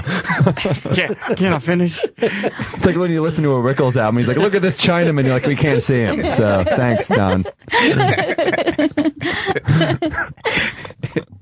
But no, it's gonna be good. It's gonna be a good half hour. That was worth it. Chris, pull that for best of so I can have that. Joe's got a real Hideo Nomo long wind-up for a mediocre pitch every time. I kept getting sidetracked by your stupid drug comments. See, this is the show. This is the show America wants to see. Maybe I ride a motorcycle. Yes, you and ride Sam has a scooter. Or just put him in a sidecar where he's just sitting next to you. I like it. Because he lost his license. That's why you two guys, this is perfect. It's really coming together. I pretty much don't have a license. Mackie and I have done some road gigs together. And is that right? Oh, yeah. Blast some Bobby Darin. Oh, we like to listen to our 50s music, our old golden oldies. Splish splash, we were taking a bath, Mackie. None of that horrible rock and roll and shouting. So that's where it ended for you. It kind of Rat Pack was the end of music. Hey, those guys were classy. Mm-hmm. Those guys were cool. Yeah. Little Paul Anka. Yeah. Coming at you. Paul Anka coming at you. Because you're never going to catch that on the radio, so you better have it yourself. Well, I don't listen to the new music anymore. Mm-hmm. I said, enough is enough. You're done. We're remaking remakes with rap. Somebody already rapped over that. Can't rap over it again once it's been rapped over. Well, double rap. They're double rapping. Double rapping. Sam, what's your era of music? I like a little bit of everything. Yeah. I do like Mackie and I. We definitely agree on the 50s, 60s. It's fun. It's upbeat. You got to be upbeat music on the road. I like Leonard Cohen, but I can't listen to him on the road. I'm going to pull over and slip my wrist. Yeah, you'll hang yourself after a while. I love that upbeat kind of fun. Mm-hmm. We'll play some Speedwagon, and then we'll go right over to some Montel Jordan. Mackie and I have been known to bust out the Boys to Men. Little Hanson. I think that this too, we got to do. Remember when MTV used to get you to be a roadie for a band and stuff? Somebody's going to win a contest to be on the road with these two guys, and you're just sitting in the back seat watching them fight over the radio and anything else political. That'll be the show. Maybe fight to be Sam and Joe's roadie. Oh, God, I would love that show. And if you get to be Sam's roadie, you'll get to have seats in all those shows. There'll be plenty of seats. Well, Joe, we're on the road together. That means that you can't sell tickets either. So you insulted both of us. But I'm headlining, so they come after. Well, that means that no one's coming to see you. I'm going to keep poking holes in your jokes here, Joe. Well, I didn't think it through. It doesn't work. I'm sorry. We've reviewed that one, and we're going to go with no. Okay, fine. You win this round, but you won't win on September 2nd when my half hour airs. Yes, I will, because I'll DVR it and then never watch it. Wow, that was hurtful. I'm going to rewatch Sam's right after I watch Joe's. See how they measure up. Yeah, just compare, and I'll sit there, and I'll just have a little pencil and a notebook going through. Now, did you already do your half hour? Did you already shoot it? Oh, yes, taped it June 1st in New Orleans. How was that crowd? They were nice. Yeah. I mean, it was humid out. Yeah. I usually don't like performing when it's that humid. Tires out the crowd. Did you open with New Orleans? Where's this old Orleans? That is, I wish I'd have thought of that. That was good. Now that's a one sport town, right? They're just the Saints. Saints. Well, they got nothing? the Pelicans now too, right? Oh yeah, did that come back? Okay. Yeah, they. New they had Orleans the is a Jazz. great city. I mean, it's really like it's not like other American cities. It feels like it's not part of this country. Yeah, it's somewhat unique, but also it's the only town that'll say, "Hey, I heard about this place to eat," and I'll say to the cab driver, and I'll give him the address, and I'll go, "I'm not taking you there, dude. That one is not really safe yet." I go, "But I read about it. No, not going over there." Oh, it's such a fun city to get drunk in. Well, is there anything else to do? It actually would be a tough city to stay sober in. It's not easy. Yeah. St. Charles Street, man, you just get those hurricanes. Oh, because you went to school there. I went there for a year and a half. I was a freshman for Katrina. Is that like, right? There's going to be a small hurricane. You guys come back in 2 days. We're like, all right, cool. Whole semester gone. Glad you left, though, right? I'm glad I left. Yeah, it seemed pretty bad. I think the people that stuck around. Now, is the only way out of there that long, crazy bridge? Is there other ways to get out of town? We went through Texas. Yeah. That's how we had to get out of there. But, yeah, it was wild, man. It was, I also had the worst fucking roommate ever. Oh my God. He was in the car. He was like, I just met him. And I was like, you ever just meet your roommate and you're just like, I know I'm going to fucking hate this person. It's kind of like when I met Mackey. There's nothing else in life where it's like, here's a person you just met, now sleep 2 feet away from each other. Yeah. There was seriously he was like one of those, he was like he was pledging a frat the whole term and he was like the bitch of the frat. So he would come back covered in like crab oil every night and then just wear my clothes. He's like, mine's covered in crab oil. I mean, well, now mine's going to be covered in crab oil. And then he would dip. So like, you know, when you're in a dorm, you're too lazy to go to the bathroom every night to brush your teeth. So I would just use like a water bottle to spit in sometimes. He would, and I'd use it to drink out of. He would dip in the water bottle. I hated him. Yeah, the only two places you don't choose your roommate like that are college and prison. Yes. And it feels pretty similar. Yeah, and Sam probably has experience with both. I don't know. Or the prison of your relationship, Joe. But I think like in Europe, in the hostels, you'll buy a bed instead of like a hotel room. So they're less weirded out by people sleeping next to each other than Americans are. We need a door. Yeah. At all times. Yeah, it sucks to you're in the same room. It's so crazy. And a very small room. Yeah. Like a very insanely small room. And you get like that person who's not neat or insane. It's like that's going to really hurt your studying. But I guess they know best. College is helping people. Sure, sign up for communications. The more the merrier. Decide what you want to do with the rest of your life at 18. Right. Ridiculous. Yeah, you wouldn't hold yourself to any other opinion that you had. Sure. You apply to schools when you're like, 17 years old. Yeah. There's nothing else in the world. It's also like the least hard you ever work in your life. Like if you even get any part-time job, you just dogging it wherever you are. You know, you're like, this all sucks. There's something about that age where you just haven't gotten going yet. Right. But they're like, absorb everything you can. This very, expensive experience that you're supposed to get everything that you're going to use in your professional career out of this 4 years. But it's also your first time away from your family and your first time out of your hometown. It's like, why would that be a good scenario? I think it's always great that the parents are now spending so much money for this, and then the kid just comes back at Christmas with weird hair, yelling, your generation destroyed the planet. They just hate their parents now. They're fatter, and you're like, what happened to you? They're like, go get $100,000 of loans. And then you show up there and they're like, don't let someone try to put vodka up your butt. Like, here's that $100,000 though. That's what I got freshman year. I'll let you know about sophomore. Oh man, there was a frat at Tulane too where they're the worst, man. It was like a CNN story. They poured burning hot water on their pledges and they got like 3rd-degree burns. How is that like, hey, we're your friends. Right. Trust us. Now you're that's the thing, like, you're not their friends. Yeah. And that's why they have to do all this stupid crap to you. The elephant walk. Yeah, like you're like, oh, hey, we're not going to develop a friendship. We're going to make you do all this stuff. And if you let us do all this crap to you, you're such a like yes man that like we'll let you in.